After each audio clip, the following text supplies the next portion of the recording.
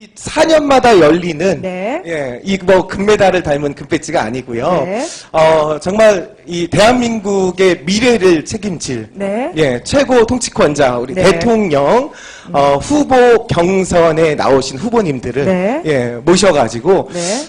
검증을 하는 그런 시간입니다. 검증이요. 예. 아니 준비를 하셔야 될 것 같아요. 예. 수학 뭐 검증 능력 시험 보는 것처럼 많이 아마 준비를 하시고 오신 것 같습니다. 예. 네, 먼저 그 전에요. 언제나 국민들에게 살아있는 정보와 진실을 알려주기 위해서 힘쓰시는 분들이죠. 예. 사단법인 한국인터넷신문협회 주관으로 제18대 대통령 선거에 출사표를 던진 후보들의 정책은 물론이고 예. 그들의 댐댐이와 인간사까지 알아볼 수 있는 시간 오늘 마련해 봤는데요. 예. 준비위원장을 맡은 이뉴스투데이 발행인 방재홍님을 소개해서 말씀 들어보도록 하겠습니다. 예, 박수 부탁드리겠습니다.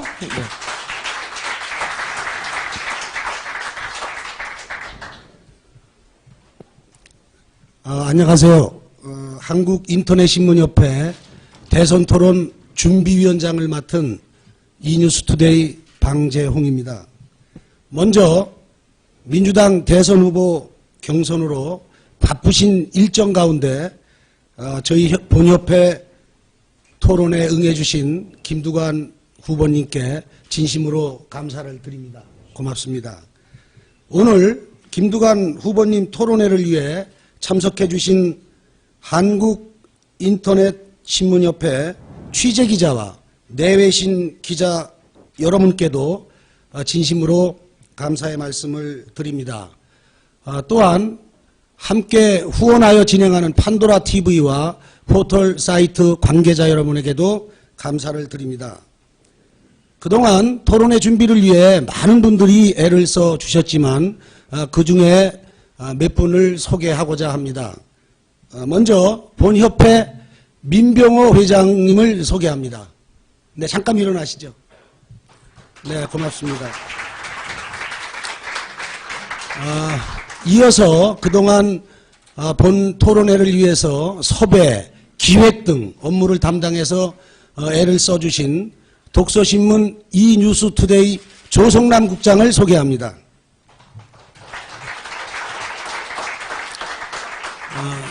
너무나 수고를 많이 하셨는데요. 본 협회의 김영 국장을 소개합니다. 네, 김영 국장님. 네, 안 계시지만 박수 부탁드리겠습니다. 오늘 토론은 1부와 2부로 나뉘어서 진행하고자 합니다. 1부는 여기 아주 미남미녀 정혜성, 안재민 더블 MC로 김두관 후보님과의 토크쇼 형식으로 인생과 스토리를 엮어서 진행을 하고자 합니다. 2부는 오늘 참석하신 인신협 취재기자와 내외신 기자분들의 기자회견을 통한 정책 검증 시간으로 진행하도록 하겠습니다. 모쪼록 오늘 토론회가 김두관 후보님과 유권자 선택에 유익한 시간이 되시기를 기대합니다. 감사합니다. 네, 여러분 박수 부탁드립니다. 네, 말씀 잘 들었고요. 저는 네. 참고로 안재민이 아니라 임재민입니다. 네, 1부엔 어떤 거 한다고 말씀드렸죠? 일단 1부에는 네. 저희가 주인공을 모시고요. 네. 우리가 보통 뭐 정책 토론회 이러면 왠지 국민들한테도 외면 많이 받잖아요. 맞습니다. 그 얘기가 그 얘기다라고 이야기를 많이 하는데 오늘은 좀 정말 이 5년 전이나 10년 전이나 똑같은 그런 류의 그런 이 토크쇼를 할 거는 아니고요. 정말 인간적인 면을 좀 볼 수 네. 있는 그런 토크쇼를 준비했습니다. 1부는요. 네, 1부는 그렇고요. 예. 하지만 뭐 사람 좋다고 대통령 잘하나요? 그건 아니잖아요. 또 아니죠. 예. 2부에는요. 예. 네, 날카로운 시선으로 기자님들이 이 예. 정책 토론할 예정입니다. 날카로운 시선으로 또 뾰족하게 좋은 질문 해주시기 바랍니다. 예. 우리가 저 시험이라면 참 부담을 많이 갖잖아요. 네. 예, 청기와 능력 시험 이제 시작을 할 텐데 정말 2시간 동안 많은 것들을 좀 보여주셨으면 네. 하는 그런 기대와 함께 오늘의 주인공을 영상으로 소개해드리겠습니다. 박수 부탁드리겠습니다.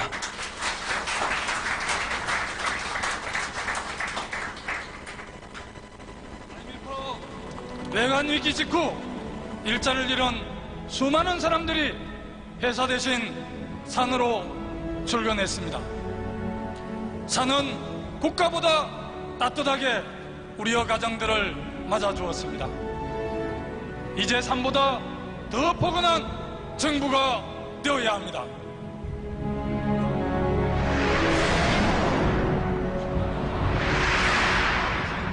산으로 출근했습니다. 산은 국가보다 따뜻하게 우리의 가정들을 맞아주었습니다. 이제 산보다 더 포근한 정부가 되어야 합니다. 더 포근한 정부가 되어야 합니다.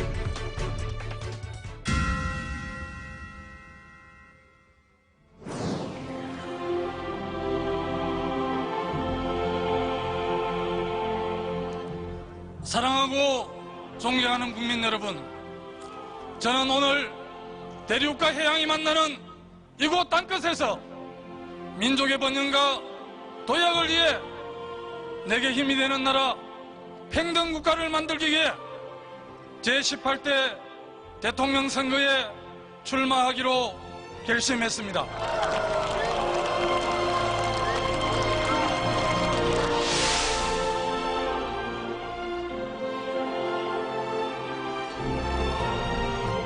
사랑하는 국민 여러분, 국가는 무엇을 위해, 누구를 위해 존재합니까? 법은 왜 필요한 것입니까? 지금 대한민국은 민주공화국이 아닌 특권공화국, 재벌공화국이 되고 있습니다. 국민의 권리만은 공주박근혜를 국민 아래에서 국민을 섬기는 저 김두관이 확실하게 잡겠습니다.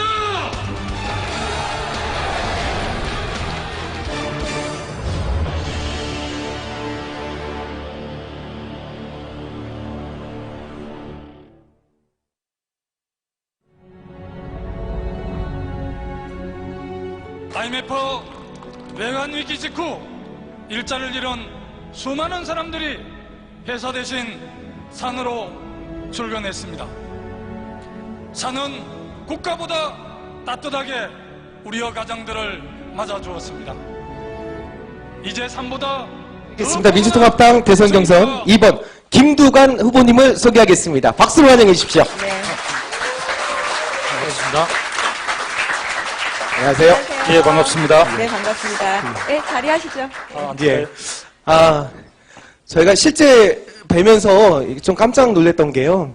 제가 화면에서나 이렇게 뵀을 때는 이렇게 좀 풍치가 있으시니까 좀 작고 좀 아담하시지 않을까라는 생각을 했는데, 예, 상당히 키도 크시고, 예, 건장하십니다. 예, 178이고요. 체중도 좀 많이 나갑니다. 아, 그러세요? 아니, 뭐, 체중까지는 안 여쭤보겠지만, 예. 저는 키도 크시지만 제일 먼저 눈에 띈 게 카메라에 잡히겠죠. 이렇게 양복을 입으시고 운동화 신으셨어요. 예. 사실 앞서가는 요새 그 패셔니스타들이 많이 저렇게 입는데, 아니, 설정을 하신 거예요? 아니면 편해서 운동화를 정장에 신으신 거예요? 저희들이 어제 제주에서 예.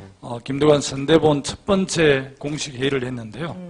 우리 이제 민주당 경선이 제주, 울산, 강원 이런 순서로 예. 진행이 되거든요. 예. 제주에서 이제 신발끈을 새로 메고 제대로 한번 해보자는 계획을 다지고 예. 그래서 이렇게 색깔 있는 신발을 신었습니다. 예, 그러니까 패션도 되고, 예. 또 의미도 있고, 예. 이런 말씀이시네요. 의지를 보여주시는 네. 신발이다라고 느껴져요. 근데 저도 좀 그렇지만요, 이렇게 좀, 얼굴에 살이 좀 있고, 조금 또, 귀엽다라는 이런 평가를 받는 분들이 대체적으로 별명이 참 많잖아요? 예. 어떠세요? 제가 알기로도 후보님께서 별명 상당히 많은 걸로 알고 있는데. 최근에는 예. 그 애니메이션 곰돌이 푸은 거 있잖아요.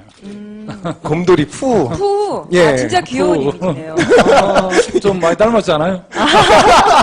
맞아요. 아, 근데 예. 마음에 안 드는 별명도 있으실 것 같아요. 예. 디즈니 애니메이션에 나오는 별명 마음에 안 드는 별명. 예. 없으세요? 저희가 알 때는 이장 출신 도지사, 미스터 빅, 리틀 노무현 뭐 여러 가지 있던데 다 마음에 드시나 봐요? 네. 다 이렇게 소중하게 붙여주신 네. 닉네임이라 이렇게 소중하게 생각하고 있죠. 하죠. 예. 뭐 그것도 관심이잖아요. 저는 그 곰돌이라고 하니까요. 예. 언뜻 생각나는 게 그냥 곰돌이가 아니고 두목곰돌이라고 하면 참 이게 어울리지 않을까 예, 그런 생각이 들더라고요. 네. 마음에 드세요? 그 곰돌이라는 예, 얘기? 마음에 들어요. 근데 그런 것 같아요. 어떤 후보님들은 강한 이미지를 주기 위해서 좀 강한 그렇죠, 그렇죠. 별명을 즐기시는 예, 반면, 맞아요. 예. 내면이 또 강하신 면이 있으니까 예. 오히려 좀 부드럽고 귀여운 그런 별명을 선호하시는 것 같아요. 예. 후를 강조하시는 거 보면. 그러니까요. 좀 부드럽게 다가서기 위한 원래 제가 부드럽습니다. 부드러운 분들. 이런 추진이 있게 하지만 예예예. 일반적으로 좀 일반적인 사람 관계 성격이 예. 부드러운 편이고요. 알겠습니다. 그렇게 유연합니다. 인식을 예. 좀 하도록 하겠습니다. 예. 자, 거두절미하고 첫 번째 질문을요. 많은 국민들께서 지금 방송을 보시면서도 가장 궁금한 것, 이 바로 도대체 이 대통령 왜 하고 싶습니까? 라는 그런 질문이 아마 가장 궁금하지 않으실까요? 우리 시대에 땀 흘려 일하는 사람들이 예. 서민들이잖아요. 정말 서민들이 좀 마음 놓고 좀 잘 사는 그런 성공한 서민 정부 예. 그런 나라를 정말 한번 만들어 보고 싶었습니다. 또 그 차별과 편견이 없는 나라, 장애인이 행복한 나라 그런 나라를 늘 꿈꿔왔고요. 정말 이렇게 그 가난한 사람이나 부자나 능력이 있거나 또 뭐 많이 배우지 못한 사람이거나 다 이렇게 어우러서 함께 잘 살 수 있는 나라 그런 평등 국가 뭐 이런 나라를 제가 꿈꿔왔고요. 그런 게 제가 결심하게 된 배경이 아닌가 싶습니다. 네. 근데 그 후보님들 하시는 얘기를 요새 제대로 들어보면은 네. 비슷비슷한 얘기도 많고요. 그렇다 보니까 이게 뭐가 뭔지 다 국민들을 위해서 일하신다고 하는데 네. 국민들을 위해서 일 안 하겠다는 분들도 안 계세요. 그렇죠. 그래서 그 사람이 그 사람이다라는 생각도 많이 드는데 나는 이런 차별성이 있다 이렇게 당당하게 외칠 수 있는 점은 어떤 게 있을까요? 대선 주자들이 다 비슷한 주장을 하고 있고요. 시대적 과제가 이제 경제민주화나 뭐 보편적 복지, 또 한반도 평화와 번영 이런 이야기를 하지만 당장 경제민주화만 해도 그 누가 잘 실천할 수 있을지 이런 게 좀 문제가 되고요. 실제 많은 대선 후보들이 다 국민들 특히 서민과 중산층을 잘 살게 해주겠다 이렇게 약속을 하지만 뭐 당선되거나 또 취임하고 나면 1년, 2년 만에 다 재벌과 타협하고 기득권과 타협하잖아요. 김두관 정말 그러지 않을 자신이 있기 때문에 그런 점에서 다른 후보들하고 좀 다른 제 삶의 기적이 그렇지 않습니까? 네. 네. 그러시군요. 뭐 이런 유머가 있어요. 그러니까 가장 못 믿을 이야기 뭐 이런 거 보면은 우리 언제 뭐 나중에 밥 한번 하자. 밥 한번 하자. 뭐 맞아, 이렇게 맞아. 해놓고는 네. 실제적으로 밥 한번 그게 힘들죠, 먹기가 뭐. 네. 힘들잖아요. 근데 가장 국민들이 그 못 믿을 거라는 건 참 유머에도 참 많이 이야기하는 게 정치인들의 이 공약 약속. 이거 정말 못 믿겠다라고 이야기를 많이 합니다. 다 사기다 그러죠. 그래도- 대선 예, 예. 후보들이 본인이 정말 하고 싶어 하는 공약이므로 많죠. 그리고 또 당에서 공약을 하지만 때로는 이익단체나 이해관계에 있는 많은 조직에서 공약들을 요구하거든요. 그런데 대선을 임하는 이제 우리 대선 후보나 뭐 국회에 나가시는 분들이 그 공약을 안 받기가 매우 어려운 이런 조건들이 간혹 있습니다. 그러다 보니까 사실은 이제 마치고 나면 공약 이행률 이런 게 매우 낮기 때문에 정치인 불신들이 더 굉장히 불신이 강해지는데 정말 한 번은 정치인들이 좀 고백해야 될 것 같아요. 대선에 당선되거나 총선이 끝나면 우리 당 대통령에 대해 나는 정말 지난번 선거에서 이렇게 공약을 했지만 실제 정확하게 점검을 해보니까 우리가 할 수 있는 건 이만큼밖에 안 된다. 이렇게 해서 한 번은 좀 고해성사를 할까 이렇게 고백하고 네. 국민의 기대치를 한 번은 낮출 필요가 있겠다는 생각을 저는 해봅니다.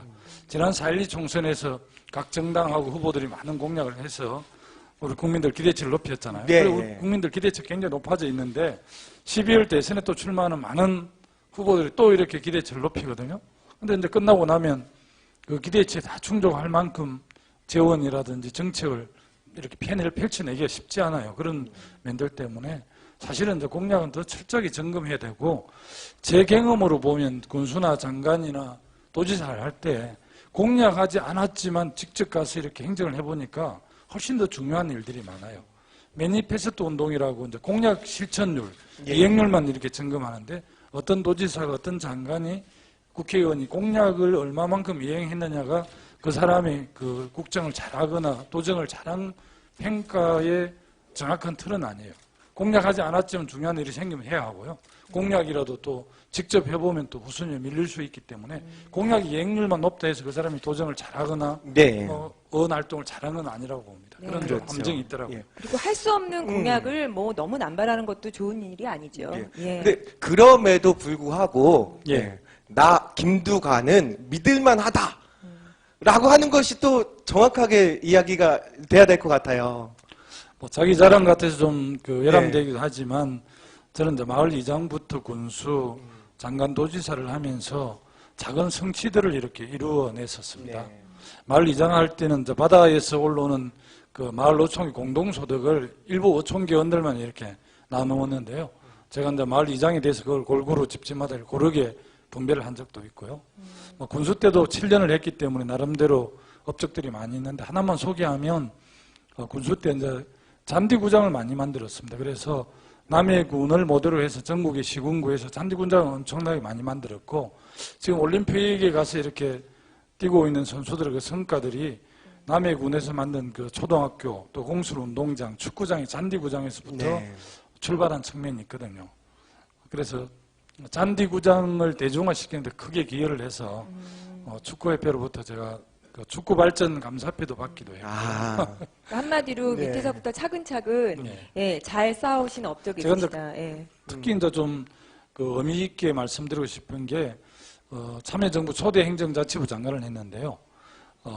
그 주민투표법 있죠. 네, 예, 예. 그것을 도입을 제가 책임지고 했는데, 그 당시 이제 고건 총리님 또 노무현 대통령께서도 좀 시기상조라고 걱정을 많이 하셨는데, 제가 강력하게 그 추진을 해서 주민투표법이 만들어지고, 뭐 지난번 오세훈 시장 그 물러난 계기가 된 주민투표, 최근 청주시하고 청원군 행정구역이 통합이 됐는데 네, 예, 예. 주민들 투표에 의해서 그렇게 됐거든요. 네. 그래서 지금은 대의정치이기 때문에 모든 사람들이 다 직접 민주주의를 할 수 없지만, 가능하면 주민소환제 또 주민투표제 이런 직접 민주주의가 가능하면 직접 민주주의가 발현될 수 있도록 이렇게 해주는 게 중요하거든요. 네. 그래서 이제 주민 참여 그 확대 차원에서 주민투표제를 낸 것을 저는 저 개인적으로 큰 업적이라고 생각을 합니다. 네. 그러니까 소외되는 사람 없이 개개인의 의견도 굉장히 소중하게 담고 싶다. 예, 이런 일로 업적을 많이 남기셨다. 이런 말씀이신데요. 사실 어떤 후보든 뭐 어느 당이건 대세론 이런 게 있는데, 네, 그런 말 많이 하죠. 예, 사람 좋다, 뭐 공약 좋다 이런 얘기는 저도 많이 들었지만 아직 대세론이라는 얘기는 들어보지 못했습니다. 예, 이런 얘기를 들으실 땐 조금 서운하지 않으신가요? 아니요, 서운하지 않고요. 뭐 현실은 또 현실대로 인정을 해야 하고, 지금 우리 당 경선이 아직 본격적으로 시작이 되지 않았습니다. 8월 25일, 이달 25일 제주 경선인데요. 뭐 1등 달리는 사람이 1등 달리면 무슨 재미가 있겠습니까? 2등이나 3등 달리는 사람이 그렇죠. 제주 예. 경선부터 시작해서 예. 9월 16일 서울 경선까지, 또는 뭐 1위 후보가 50%를 넘지 않으면 1등, 2등만 이렇게 다시 네. 결선 투표를 하는데, 그렇게 되면 이제 9월 23일 날 결정이 되는데요. 저는 딱 10년 전에 저는 뭐 노무현 후보 경남 선대본부장을 했는데, 그 당시 이인재 후보의 대세론이었거든요. 근데 결코 뒤집어졌습니다. 네, 맞아요. 저는 얼마든지 시간이 있고요. 또 우리 민주당의 당원대 의원들, 또 국민들이 또 새누리당의 박근혜 후보와 경쟁했을 때 누가 가장 대척점이 있고 네. 가장 표의 확장성이 크고 또 본선 경쟁력이 높은가, 이런 걸 좀 정확하게 그 전략적으로 판단할 거라는 믿음이 있습니다. 한번 제주 경선을 주목해 주십시오. 아주 자신이 넘치네요. 예, 예. 예. 자, 이때가 되면 또 뭐 서민이라는 이 단어 표현을 많이 씁니다. 예. 근데 특히 또 그 김두관 후보님은 국민할의 김두관이라는 또 그 슬로건을 가지고요.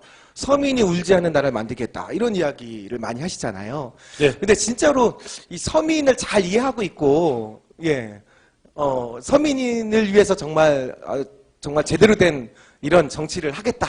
뭐 이런 이야기를 한번 해주시죠. 예. 어떻게 살다 보니까요. 예, 예. 제 형제들이 전부 다 이렇게 서민이고 또 그렇게 됐어요. 누님은 여기 가까운 영등포 대림시장에 40년째 생선 가게 하고 있고, 또 형님은 독일 강부로 갔다가 10년 만에 돌아오시고, 또 제 둘째 형은 중동 노동자 갔다 오셔서 택시기사 이렇게 하시고 해서, 어떻게 그 오남 일녀 형제들이 저만 빼고 거의 다 어렵게 삽니다.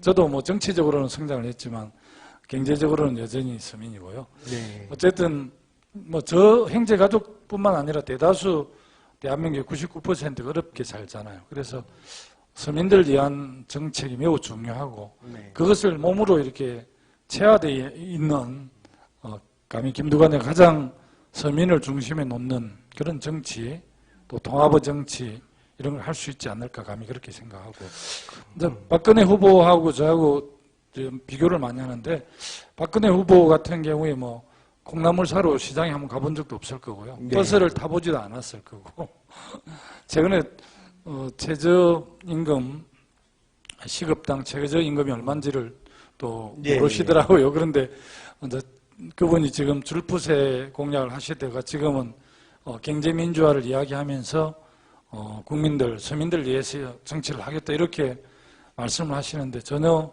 진정성 있게 들리지가 않았습니다. 근데 그 어렵게 사신 분들도 참 많잖아요. 근데 예. 굉장히 어렵게 사셨다고 얘기를 들었는데 에피소드, 뭐 좋은 에피소드는 아니지만 나쁜 과거시겠지만 그래도 이 정도까지 내가 밑바닥 경험을 해봤다, 힘든 경험을 해봤다 말씀해 주실 거 있나요?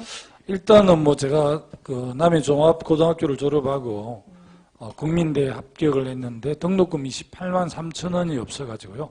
그때가 77년도였는데 어머니가 동네에서 이렇게 이제 등록금을 입학금을 빌리러 다녔는데 여러 군데 모았는데 한 13만 원 정도밖에 못 빌려셨다 하더라고요. 네. 그래서 대학을 포기할 수밖에 없는 상황에서 농사를 짓게 됐었고요. 또 뭐 여러 가지 그 고향으로 돌아가서 네. 다시 이제 농민의 활동을 하고 이럴 때 이제 생계가 어려우니까 뭐 빼다기 해장국집도 하고 아내가 이 꽃집도 하고 조그마한 옷가게도 하고 또 주점도 하고 이렇게 했는데 워낙 힘들더라고요. 그런 경험들이 있죠. 네. 뭐 그런 또 환경이었기 때문에 참 어릴 적부터 꿈이 좀 크게 있으셨을 것 같다는 생각이 들어요. 제가 매우 가난한 집에 태어나고 실제 굉장히 어렵게 살았는데 예, 예. 제가 지금 생긴 게 좀 부잣집 아들 같이 생겼잖아요. 예. 제 마음도 늘 그랬습니다. 예, 그래서 가난하게 살면서도 뭐 마음은 늘 부자였는데 네. 그런 게 제가 좀 긍정적인 사고를 하는데 좀 제가 긍정적인 사고를 하고 모든 사물을 좀 긍정적으로 보는데 크게 기여한 게 아닌가 싶고요. 네.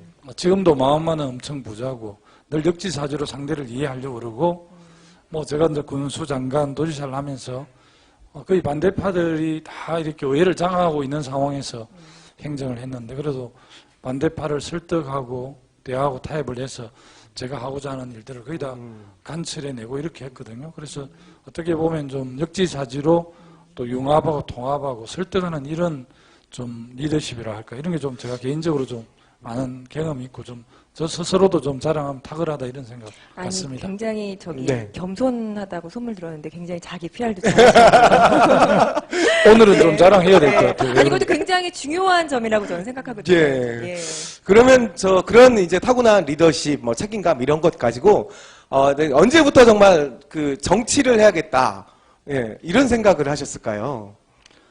고등학교 졸업하고 대학을 네. 못 가고 집에서 농사를 지을 때 뭐 별 옷이 없어가지고 제 기억에 이제 군복을 입고 읍내에 이렇게 나갔었는데요. 남해 읍내에 그 경찰관이 저를 잡아서 군복을 입었다라고 굉장히 그 엄하게 처벌할 것처럼 엄포를 놓고 또 경찰서에 몇 시간 저를 잡아놓고 막 그 신상 파악을 하고 조사를 하고 그러더라고요. 내가 좋은 옷이 있으면 다른 옷을 입고 다니지 왜 그 남루한 군복을 입었겠습니까? 근데 그렇게 뭐 좀 이렇게 막 따지고 막 지적하고 이런데 너무나 많은 그 제가 분노를 느꼈어요. 그래서 이 세상에 어떻게 이렇게 그 가난하고 힘없는 사람에게 권력이 야박한가 이런 생각을 하면서 참 이 권력이 국민을 위해서 좀 섬기는 국민을 위해서 노력하고 봉사하는 권력 이렇게 바뀔 수 없나 이런 생각들이 아마 제가 조금씩 이 정치에 관심을 갖게 된 계기가 아닌가 싶습니다. 공부는 잘하셨어요? 제 고등학교 다닐 때 한 학생이 240명 정도 됐는데요. 제가 한 15등 정도 했던 것 같아요. 15등 전후로 했는데 그 당시 가장 먼저 실력 있는 학생들이 나갔던 MBC 장학 퀴즈 나가서 제가 차석을 했기 때문에 진짜요? 남해군 7개 고등학교 학생들이 아마 1000명, 한 2000명 정도 됐을 건데 제가 가장 공부를 잘하는 사람으로 국민들을 알고 있고요. 그래서 아마 군수 뽑아줄 때 그때 고등학교 다닐 때 공부를 잘한 친구를 뽑아줄까 이래서 뽑아주지 않는가 싶어요. 순발력도 조금 강하실 것 같아요. 저희가 하는 질문에 대해서 바로바로 답을 하시는 거 보면. 그래서 저희가 이 순발력과 상식을 알아보는 그렇습니다. 작은 퀴즈를 준비해봤습니다. 예. 10문제를 준비하셨다고 제가 들었는데요. 네. 이게 정치뿐만 아니라 뭐 정말 시사와 상식을 모두 통틀어가지고 10문제를 준비를 했다고 들었습니다. 저도 지금 이제 보면서 설명을 드려야 되는데요. 안 보이시죠, 지금? 전혀 안 보이시죠? 계신 분들은 보일 거예요. 카메라에도 보일 거고, 뭐 자유로운 시사 토크쇼 자리지만 그래도 검증이라고 저희가 계속 얘기를 했으니까 검증을 해보는 시간 갖도록 하겠습니다. 그러면 정면 돌파로 굉장히 유명하시거든요. 어떻게 정면 돌파를 하는지 퀴즈 문제 내주실 거죠? 제가 문제 내드릴 거고요. 이 사전에 지금 드린 게 아니기 때문에 그 문제 내는 사람도 상당히 중요하겠네요. 그렇죠. 제가 그럼 잘 한번 내보도록 하겠습니다. 상품 있어요? 상품? 상품 있습니다. 상품 원하는 상품. 1번, 2번, 3번 중에서 원하는 상품. 1번, 2번, 3번 내지도 1번, 제가 말씀드릴게요. 세 가지 상품이 있는데요. 1번은 국민의 믿음, 2번은 국민의 확신, 3번은 국민의 사랑. 몇 번 받으시겠어요, 오늘? 3번 받고 싶습니다. 사랑. 제일 솔직히 국민의 한 표가 더 좋으시죠? 그럼요. 네, 그러면 퀴즈 시작해보도록 할까요? 그럼 시작해보도록 하겠습니다. 박수 부탁드릴게요. 자, 첫 번째 문제입니다. 보물섬이라고 할 수 있죠. 워낙 또 많은, 삼천포대교, 남해대교가 있고, 독일 마을도 있고, 아주 천혜의 자연 환경을 갖고 있는 제 고향 남해인데요. 보물섬이라고 하니 생각나는데 저 때는 제 고향 남해가 저도 군수를 하면서 보물섬이라고 생각했어요. 근데 너무 보물섬이긴 하지만 이름을 그렇게 보물섬으로 붙이기에는 너무 좀 부담이 되더라고요. 자, 시간 제한은 안 들었지만 퀴즈인 걸로. 제 후임 군수님 바로 이 보물섬으로 붙였어요, 남해. 두 번째 문제입니다. 부산 기장에 있고요. 원자력 발전소인데 수력으로 이용해가지고 원자력 발전입니다. 2월 달에 사고가 있었죠. 그래서 우리 원전. 정답. 박수 붙이시고요. 이거 보이시는 거 아니시죠? 너무 잘 맞추시는데요. 자, 줄임말입니다. 차가운 도시의 남자를 세 글자로? 지난번에 드라마에 봤어요. 차도남. 자, 이번 런던 올림픽에서 유일하게 2관왕을 했죠. 사격 선수입니다. 이름이? 진종호. 정확합니다. 자, 요즘 아주 시끄럽습니다. 이게 세계 10대 또 자연 경관이라고 하죠. 대한민국에서 가장 여행을 가고 싶어 하는 곳이고요. 가장 큰 섬이고요. 한라산이고요. 제주도. 너무 쉽게 내주시네. 이제 어려운 문제 나왔습니다. 불량 청소년들이요. 지나가는 어른들한테 아저씨, 저 편의점에 가서 1,500원, 2,500원 이렇게 담배값 줄 테니까 담배 좀 사다 주세요. 이런 경우가 있다고 하죠. 그래서 어느 연예인이 방송에서 이제 이런 일이 있었다 이렇게 세 글자입니다. 뭘 사다 달라고 이야기를 한 거예요. 짱이 뭐 사오라는. 그렇죠.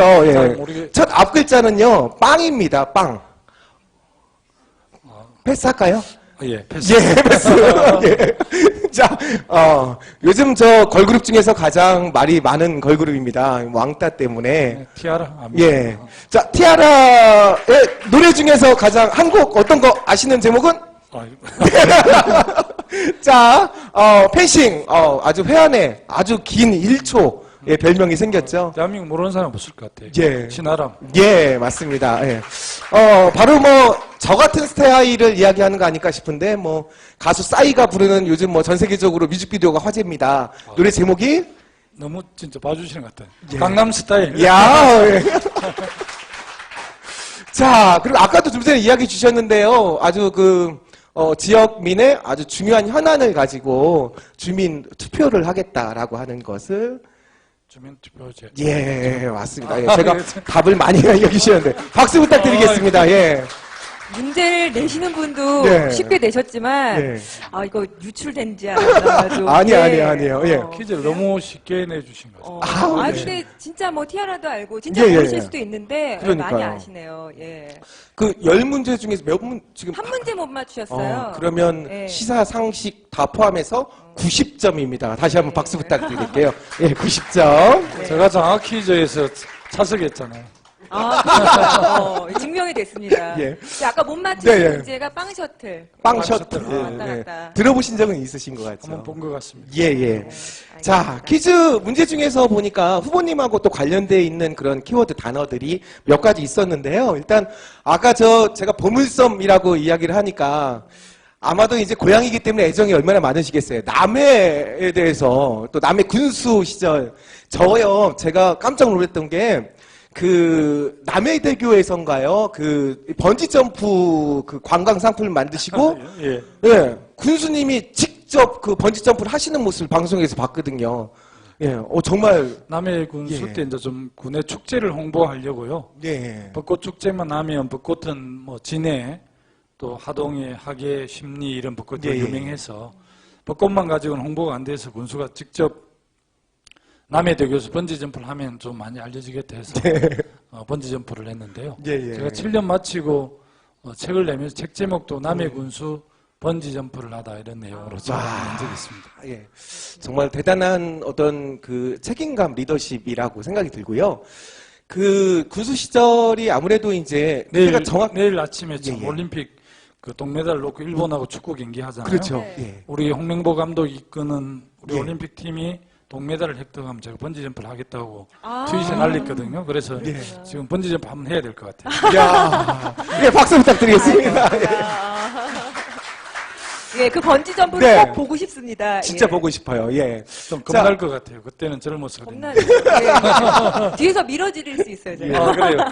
예. 자, 이 기록의 사나이시죠. 예, 최연소 단체장이신데, 이때가 정확히 몇 살 때세요? 부르는 나이는 37이고요. 예. 만으로 36세. 공식으로는. 네. 젊으셨구나. 아니, 근데 진짜, 어릴 때부터 반장 뭐 그런 거 많이 하셨었어요? 초등학교 때 분단장만 한 기억이 납니다. 실속 있는 거 그래도. 제가 뭐 이렇게 네. 고등학교 다닐 때 서클에서 축구 모임하고 이렇게 하면 주장 이런 건 했는데 네. 반장은 한 번도 해본 적이 없었어요. 완장 욕심이 있으신가 봐요. 그죠? 아, 그래서 그랬나요? 예. 좋은 거예요. 리더십이라는 건요. 예. 예. 근데 진짜 어떻게 보면 참 어린 나이에 단체장을 하셨기 때문에 조금 주위의 시선이라든지 이런 것들이 이렇게 맞아요. 쉽지는 않으셨을 것 같아요. 어떤 정책을 내시는 데 있어서. 우리 제 고향 남해에는 네. 노인 인구가 가장 많은 곳인데요. 이 시골의 군수는 옛날 원님 같은 이런 인식이 있어요. 그래서 나이 많은 어르신들이 아들 같은 군수지만 저를 어른이라고 생각해서 자주 문안 안부 이런 걸 안 물으면 아주 어르신들이 아버지 같은 어르신들이 오히려 아들 같은 군수가 어른이라고 섭섭해 하시고 이러더라고요. 시골일수록 나이가 보배라고 그런 게 있잖아요. 젊은 나이 군수를 하니까 많이 힘들었어요. 특히 예. 현장 가면 이렇게 또 젊다고 술도 많이 주시고 이렇게 해서 사실은 제가 이제 군수를 2번 마쳤는데도 최연소 군수급이었어요. 그래서 3번까지 할 수 있거든요. 예. 지장군수구청장이 연속해서. 그러니까 3번을 많이 권했는데요, 저를. 제가 이제 군수를 3번 안 했습니다. 왜 그러냐면 첫 번째는 제가 군수를 3번 하는 것이 남의 군민들, 주민들한테 이익이 안 되겠고, 둘째는 또 외람되지만 정치적 장래에 도움이 안 되고, 세 번째로는 좀 우스운 이야기지만 자기 맹대로 못 살겠어요. 술을 얼마나 많이 먹는지 이렇게 막 잘한다고 주고 잘하라고 주고 뭐 섭섭하다고 주고 이래서 어디 가면 너무 술을 많이 주시더라고요. 정말 힘들었어요. 주량이 어느 정도 되시는데요? 뭐 소주 2병, 맥주 1병 정도 이렇게 되는 좀 센 편인데요. 너무 많이 주시고 이렇게 예. 하니까 그것도 안 하길 잘했어요. 이제 이 공직자들이 나아간과 물러감이 분명히 해야 되거든요. 진퇴가 분명히 해야 되는데 제가 3번 안 하고 3번 4년 3번째 임기 중에 제가 행자부 장관도 하고 당의 최고위원도 하고 대통령 정무특보도 했었어요. 그래서 제가 군수를 3번 했으면 행자부 장관도 네. 못했을 거고 결론적으로 아마 2년 전에 경남도지사도 못했을 것 같아요. 왜 그러냐면 군수를 남해군 인구 5만인데 5만 군정을 아무리 잘한다 해도 340만 도정을 맡기진 않을 거예요. 근데 이제 중앙에 와서 내각의 행자부 장관도 하고 대통령 정무특보도 하고 이런 걸 했기 때문에 아마 우리 도민들께서 2년 전에 저를 도지사로 뽑아주지 않았을까 싶어요. 그래서 저는 군수 2번 네. 하는데 전통을 세웠거든요. 그래서 남해 군수는 2번씩만 해요. 근데 네. 그 아까 제가 뭐 우스갯소리로 완장 욕심 있냐고 여쭤봤는데 사실 있다고 다 뽑아주진 않아요. 그 최연소 단체장을 하셨는데 요즘 아이들도 왜 회장이 되려면 축구도 잘하고 그 남자들은 특히 스포츠를 잘해야 인기도 얻고 뭐 네. 신뢰도 얻고 한다고 그렇죠. 하는데 네. 스포츠는 좀 잘하세요? 제 고등학교 꿈이 사실은 스포츠 해설가가 되고 싶은 게 제 꿈이었는데요. 실제 이제 이렇게 와버렸는데 제가 그래서 이제 축구 배구도 잘했었어요. 그리고 축구 배구는 저 보통으로 하고 씨름, 유도, 뭐 권투 이런 걸 다 했었거든요. 그래서 만능 스포츠맨 정도로 운동을 잘했는데요. 지금은 뭐 어떤 거 제일 잘하세요? 권투도 잘했고요. 센 거 잘하시네요. 유도, 씨름을 특히 잘했던 것 같아요. 그런 걸 또 잘하셔서 눈에 확 들어오셔서 또 마음이 뽑히지 않으셨을까 이런 생각이 듭니다. 그렇죠. 예. 네. 프로는 아니었지만 아마추어에서는 날렸어요. 예, 근데 또 알겠습니다. 군수님으로 이제 뽑히는 아주 결정적인 계기가 있었다라고 또 들었어요. 그 당시에 또 이장님 하시면서 뭐 마을 이장도 열심히 했지만 예. 남해 군수에 제가 최연소로 뽑힌 그 가장 큰 이유는 제가 이제 남해 신문이라는 지역 신문을 한 예, 8년 예. 정도 했었거든요. 예. 어려운 여건에서 이제 지역 신문을 만들고 또 남해군은 대다수가 농어민들입니다. 예, 그래서 예. 우리가 농어민들의 그런 어려운 점, 정치적으로 어려운 점이라든지 또 농업 정책을 개선해야 될 점이라든지 이런 걸 좀 저희들이 잘 보도하고 비판하고 이렇게 해서 남해 군민들의 정말 사랑을 받았어요. 그래서 95년 민선 지방자치 최초로 할 때 군민들께서 저보고 남해신문 김 사장 이 군수에 출마하라고 많이 권했었어요. 예. 그래서 나갔었는데 뭐 되게 쉽지 않은 상황이었는데 또 네. 그 당선됐습니다. 남해 신문이라면 지역 신문인데 그래도 뭔가 좀 안정이 됐으니까 사장님도 하고 그러지 않았을까? 예, 경제적으로는 어땠어요? 초창기에는 한 3년 동안은 월급도 없었고요. 3년이 지나서 조금씩 이제 그 신문이 갱년이 되면서 뭐 격리 직원이나 저나 똑같이 20만 원으로 이렇게 받고 활동을 하고 한 5년 만에 이제 정상적인 흑자 경영이 됐습니다. 그래서 이 지역 신문이 광고료하고 구독료밖에 수입이 없는데 네. 굉장히 좀 열악합니다, 조건이. 네. 그래서 남해신문은 전국에 이제 보기 드물게 홍성신문, 또 옥천신문, 남해신문 이런 신문들 대표적으로 지역민들의 사랑을 받고 또 지역민들의 입장에서 굉장히 그 언론이 좀 잘 역할을 한 그런 식입니다.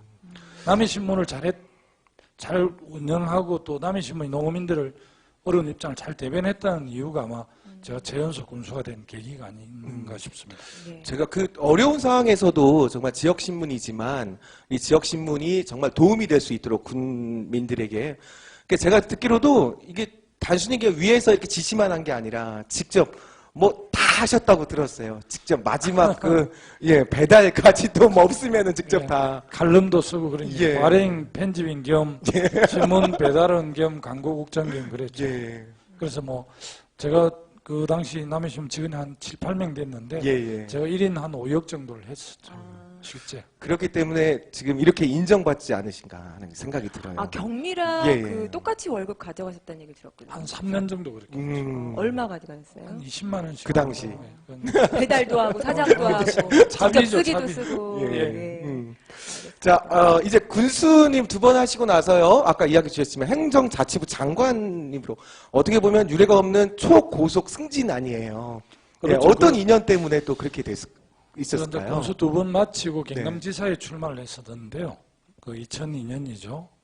그때는 노무현 후보가 이제 대선 네. 후보가 되셨을 때인데 저는 무소속으로 이제 한 30% 정도 득표를 해서 그 힘으로 이제 노무현 후보를 도우려고 했는데 그 당시 노무현 이제 새천년 민주당 대선 후보께서 부산 경남 시도지사 중에 한 명을 꼭 당선시킨다고 큰 소리를 쳐주셨는데 당선되기는 그냥 후보를 구하기도 힘들었어요. 네. 그래서 이제 무소속으로 도지사 나가려고 창원에 와 있는 저를 사람을 보내고 전화를 해서 노 후보께서 같이 하자고 해서 제가 이제 새천년 민주당 입당을 했는데 무소속일 때는 한 25% 지지를 받았는데 새천년 민주당에 입당을 하니까 9%로 떨어졌어요. 그런데 이제 보름 동안 열심히 해서 최종적으로 17%를 얻었는데 제가 이제 노무현 후보 경남 선대본부장을 했죠. 그래서 최종적으로 12월 대선에서 경남에서 27%, 부산에서 29%, 울산이 39% 이렇게 해서 부산, 경남, 울산이 평균 30%를 득표하고 전국적으로 전 노무현 후보가 호남, 서울에서 득표를 많이 해서 그 당시 이해창 후보한테 간소한 차로 네. 이겼거든요. 그래서 새 내각을 구성할 때 행정자치부가 정부 핵심 행정계획, 지방분권, 국가균형발전 이런 걸 담당하는 부처예요. 그런데 군수를 하면서 이제 도로부터 또 중앙정부로부터 굉장히 핍박받고 많이 힘든 걸 너무나 잘 아는 사람이기 때문에 김두관 군수가 행정자치부 장관을 하면 지방정부에 군림하던 행자부가 아니라 정말 지방정부가 잘 될 수 있도록 지원하는 부처, 도우미 부처로서 패러다임을 확 바꿔서 제대로 해봐라 이런 생각에서 정말 파격적으로 저를 발탁한 거죠. 군수가 옛날 직급, 내무부 직급으로 하면 4급 서기관이거든요. 네. 그런데 4급 서기관은 장관을 쳐다보지도 못할 정도로 높은 자리니까 옛날로 치면 4급 서기관 군수급이 그 내무부와 총무부처를 합한 행정자치부의 장관을 온다 그러니까 그 당시 뭐 총리님하고 몇 분들이 제가 미워서가 아니라 이 일을 잘해낼까 이렇게 막 걱정해서 노 대통령께 진언을 했다 하더라고요. 행정자치부 장관 김두관 씨 발탁하는 거에 대해서 좀 제고할 수 없느냐 이렇게 했는데 대통령께서는 지방분권의 적임자 대해서 저를 밀어붙였고 그 기대에 응하지 않았습니다. 사실은 부처 평가에서 행자부가 제가 장관으로 있는 행자부 1등을 했으니까요. 아니 근데 네. 서민 말씀 많이 하시는데 이렇게 삶을 쭉 들어보면은 계속 초고속 승진의 탄탄대로를 걸으신 거예요. 그렇죠. 예, 계속 그렇게 탄탄대로를 걸으셨는데 어떻게 예. 서민 얘기를 하실까? 그거는 예. 아니고요. 제가 이제 선거를 많이 한 게 이제 자랑은 아니지만 제가 뭐 고시를 했거나 공무원 시험을 쳐서 공직자를 한 게 아니라 선출직 공직자만 했잖아요. 예. 예. 총 선거를 제가 당직하고 합해서 11번 정도 출마를 해서 5번만 당선이 됐거든요. 도지사도 이제 2002년에 낙선하고 2006년에 낙선하고 2010년에 당선이 됐고요. 하동남에 제 고향에서 국회의원 3번 출마했는데 다 떨어졌어요. 그러니까 고생도 많이 굉장히 많이 떨어진 거죠. 이제 그 중간에 공백을 빼고 그냥 군수, 장관, 도지사 이러니까 쭉 이어지는 것처럼 당의 최고위는 이렇게 되는데 예. 그 중간에 공백기는 정말 힘들죠. 고난의 대행군이죠. 근데 선거 한 번 떨어져도 굉장히 망연자실할 텐데 그렇죠. 그렇게 많이 떨어지시고 네. 언제가 제일 속상하시고 또 힘드셨나요? 제가 이제 제 지역구 하동남이 이제 농촌 지역인데 제가 농민의 활동도 하고 또 마을 이장도 하고 그랬잖아요. 또 내가 농사를 한 7년 정도 마늘 농사, 뭐 참외 네. 농사 이런 걸 많이 지었잖아요. 그래서 대다수 농민들이 사는 곳인데도 불구하고 정말로 서울에서 법대 나오고 변호사 이런 분들을 선택해버려요. 그러니까 우리 농민들이 자기들 지켜주고 자기들 너무 잘 아는 사람에 대해서 배려하지 않는 것에 정말 절망이 예. 오더라고요. 예. 내가 다시 이걸 계속 해야 되나. 정말 그냥 뭐 욕하면서 따라간다고. 네. 그렇게 그 농민들 입장에서 정치 안 하는 국회의원들을 막 비판하고 이러면서 그냥 낙하산 오는 사람. 특정 당이 공천 받으면 아무 농민하고는 정말 뭐 아무런 인연이 없고 농심이라고는 진짜 조그마한 농심도 없는 분한테 그냥 다 몰아주는 걸 보면서 내가 이 농민들을 믿고 정말 10년, 15년 이렇게 해야 되나 정말 네. 절망이 오더라고요. 그래도 제가 그 희망의 끈을 놓지 않았었어요. 그래서 결코 2010년에 이제 도지사 선거할 때는 정말 그런 마음으로 했어요. 제가 뭐 내가 자기들 부모 때려주기 논수도 아닌데 국회의원 하동남에 3번 처박았으면 됐고 도지사 2번 처박았으면 됐지 6번까지 나를 처박겠냐 이런 생각이 들더라고요. 제가 표현이 좀 가한데 네. 5번이나 나를 낙선시켰잖아요. 네. 아무 죄 없는 김두관을. 그래도 농민들 위해서 지금까지 살아온, 정직하게 살아온 농민 권익을 위해서 농민의 활동도 하고 마을 이장도 하면서 헌신한 저를 5번이나 그냥 낙선시켰는데 아무래도 사람인데 나를 이번까지 나를 낙선시켰는 그런 오기가 좀 생겼었어요. 뭐 그런 절절했는지는 모르겠습니다만 네. 2년 전에 경남도민들께서 저를 도지사로 선택해 주셨죠. 강당과 오기가 있으시네요. 그러니까요. 예. 이때쯤 정말 박수 한번 주셔야 될 것 같다는 생각이 듭니다. 예. 이 정말 프로필로만 봐서는요, 그냥 탄탄대로라고 생각했는데 또 들어보니까 참 어려웠던 적이 참 많이 있었을 것 같다는 생각이 들고요. 이 사람이 어려울 때마다 힘이 되는 존재가 있잖아요. 예. 모든 사람들이 그러겠지만 이제 멘토나 또 그 어머니가 가장 힘이 되죠. 네. 제 어머니는 지금 91이신데요. 음. 그 어머니가 이제 한글을 잘 모르십니다. 아, 이제 서당에 나가려고 했는데 그 당시에 할아버지께서 뭐 여성이 어떻게 그렇게 그 문박 출입을 하냐 이렇게 해서 그 서당을 못 다녔대요. 그래서 어머니가 그 한글을 모르시는데도 저에게는 크게 영향을 미치셨어요. 어머니 한 말이 여러 가지 있지만 제가 크게 기억하고 지금도 제가 가슴에 새기고 있는 것은 그 언덕은 이렇게 내려봐도 되는데 사람을 낮춰보서는 안 된다는 말씀을 해주셨는데 제가 정말 늘 가슴에 새기고 있습니다. 제가 군수, 장관, 도지사 할 때 하면서도 늘 이 사람을 이렇게 존중하는 그런 마음가짐으로 했어요. 기본적으로 뭐 도지사나 군수가 또 도민을 섬겨야죠. 섬기는 마음이 중요한 거죠. 이렇게 아들은 늘 이렇게 힘들 때 네. 그리고 어려움 닥쳤을 때 어머니 말이 제일 힘이 된다고 그렇게 말씀을 하셨는데 네. 어떤 분이 영상 편지를 보내왔습니다. 김두관 후보를 응원하는 그런 메시지가 될 수도 있는데 네. 가장 가깝고도 또 말씀을 안 해주신 먼 분이라고도 할 수 있네요. 어떤 분인지 영상으로 만나보시죠. 국민 아래 김두관 후보님, 내게 힘이 되는 나라를 이렇게 슬로건으로 내세웠는데요. 늘 이렇게 국민에게 힘이 되는 사람으로 살려고 노력했던 거 잘 알고 있습니다. 정말 지금 많이 어렵고 힘들지만 또 이렇게 그 힘들고 어려움을 잘 극복하고 나면 좋은 길은 열릴 것이니까 오늘도 파이팅 해주세요.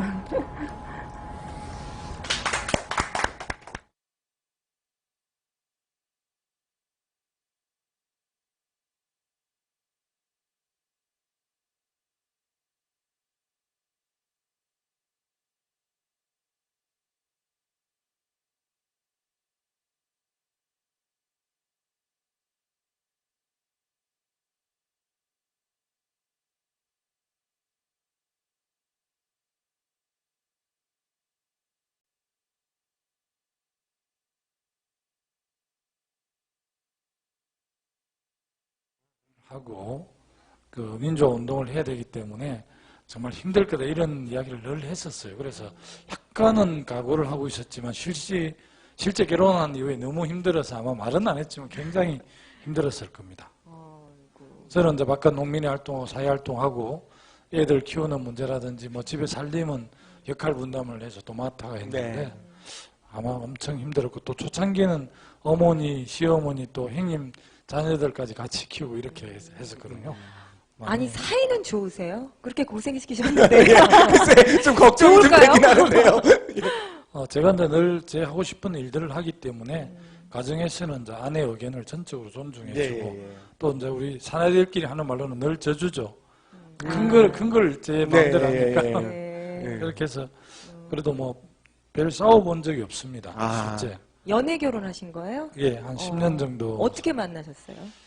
제 고등학교 3학년 때 제 아내가 고1 때 아내는 부산에서 학교를 다녔는데 방학 때 이렇게 우리 동네에 있는 자기 친척 집에 이렇게 가끔 다녀가는데 모르겠어요. 이제 부산에서 학교를 다녀서 그랬는지 시골에서 볼 때 좀 얼굴이 피부가 좀 남해에서 다니는 여학생들보다 좀 하얗고 이렇게 해서 눈길이 같은 것 같아요. 제가 왜 사이가 좋냐고 여쭤봤냐면요. 제가 이렇게 비하인드 스토리를 들어보니까 아예 결혼 전부터 나는 돈을 벌어주지 못한다라고 못을 받고 결혼을 하셨대요. 전 그게 굉장히 이해가 안 가거든요. 요즘 아마 젊은 분들한테 이해가 안 갈 거고요. 네. 저희들 세대만 해도 그런 게 조금은 양해됐을 것 같아요. 하여튼 좀 우스갯말로 우스운 소리로 세뇌를 많이 시켰죠. 근데 이렇게 인물이 그때는 더 좋으셨을 것 같아요. 그죠? 피부도 훨씬 더 곱고 모르겠습니다. 그게 많이 저 어필하지 자꾸 않았을까? 또 이렇게 예. 이제 제 안에 손이 굉장히 거칩니다. 제가 더 부드럽고요. 아 그래요? 피부 좋다는 말씀. 예. 또 근데 이렇게 또 이야기를 나누다 보니까 괜히 왠지 모르게 이제 분위기가요. 좀 예. 아내분께 좀 미안해지실 것 같다는 생각이 또 들어요. 항상 또 그렇지만. 아니, 늘 마음속으로 미안하고요. 예. 이번 대선에 출마하는 문제에 대해서 이제 아내가 많이 강국하게 많이 말렸었습니다. 예. 다른 사람은 몰라도 당신은 불풀이 자치운동을 한 사람이기 때문에 임기를 채워주는 게 좋겠다고 이렇게 냈고, 사실은 뭐 선거 때 선거에 나가는 남편에게 선거를 그냥 출마라고 권유하는 아내는 대한민국에 많지 않을 거예요. 그렇지만 제 아내 같은 경우는 제가 결심하면 그리고 저보다 더 열심히 띄워주고 그렇게 했었거든요. 그런데 이번만큼은 좀 많이 반대를 했었는데 제가 이제 여러 가지 논의를 하고 대화 과정에서 최종적으로는 도우기로 했어요. 제가 경남도정을 잘 마무리하는 것도 참 중요하지만 우리 민주개혁진영 입장에서는 반드시 정권을 교체해야 하고 2013년 새로운 민주개혁정부를 출범시켜야 하는데 이 부분에서 김두관이가 역할할 부분이 있다. 사실 도정을 4년 다 마치는 것은 도민과 신의를 지키는 문제 얼마나 중요합니까? 중요하고 또 대선에 참여해서 민주개혁정부를 만들어내는 일은 역사와 시대에 자기 몸을 던지는 일인데 이 두 문제에서 제가 갈등이 많았었어요. 그리고 제 아내는 더욱더 많이 반대를 했었는데 최종적으로 역사에 몸을 던지자 이렇게 결의를 했고 제 아내가 최종적으로는 동의를 해서 오늘도 아마 어디 경남인지 네. 어디 울산인지 가 있을 겁니다. 아니 근데 사실 대통령 자리도 굉장히 중요하지만 그 자리를 내조하는 퍼스트레이드 자리도 굉장히 네. 중요합니다. 그 안에 내조 점수는 몇 네. 점이나 주실 수 있을까요? 제가 애조하는 네. 거요? 아니요, 내조. 예. 죄송해요. 아내가 제가 외조를 받아서요. 자꾸 그 말이 입에 거의 배세요. 뭐- 내조 점수요. 예. 그 100점에 가까운 점수를 주고 싶지만 오. 팔불출이라고 하니까 한 90점 정도. 와. 예. 말로 갚는 스타일이시구나. 들켰습니다. 들켰어. 예. 좋습니다. 예, 많이 힘드셨고 또 어려운 일도 많지만 그걸 꿋꿋하게 버텨주셨거든요. 예, 내조의 여왕 그 아내분의 파이팅에도 불구하고 그래도 내가 내 가족을 지키기 위해서 정치를 그만두고 싶으신 적은 없으신가요? 이제 계속해서 보통 국회의원이나 도지사 한 번 낙선하면 지역구를 옮기거나 포기합니다. 16개 시도지사들이 계시지만 이제 참 최근에 세종특별자치시가 이제 강력급으로 승격이 됐기 때문에 17개 시도지사인데요. 도지사나 강력시장에 한 번 떨어진 사람이 두 번 잘 나오지 않습니다. 당선된 사람이 재선 3선을 하는 것이지 낙선한 사람은 안 나오거든요. 왜 그러냐면 그만큼 이 도지사나 강력시장 선거 규모가 크고 힘이 듭니다. 제가 직접 해보니까 국회의원 3번 선거하는 거하고 도지사 선거 한 번 하는 거하고 힘들게 비슷한 것 같아요. 예. 맞아요. 그런데 저는 정말 한 번 떨어지면 잘 안 하는 도지사 선거를 3번째 도전해서 당선이 됐거든요.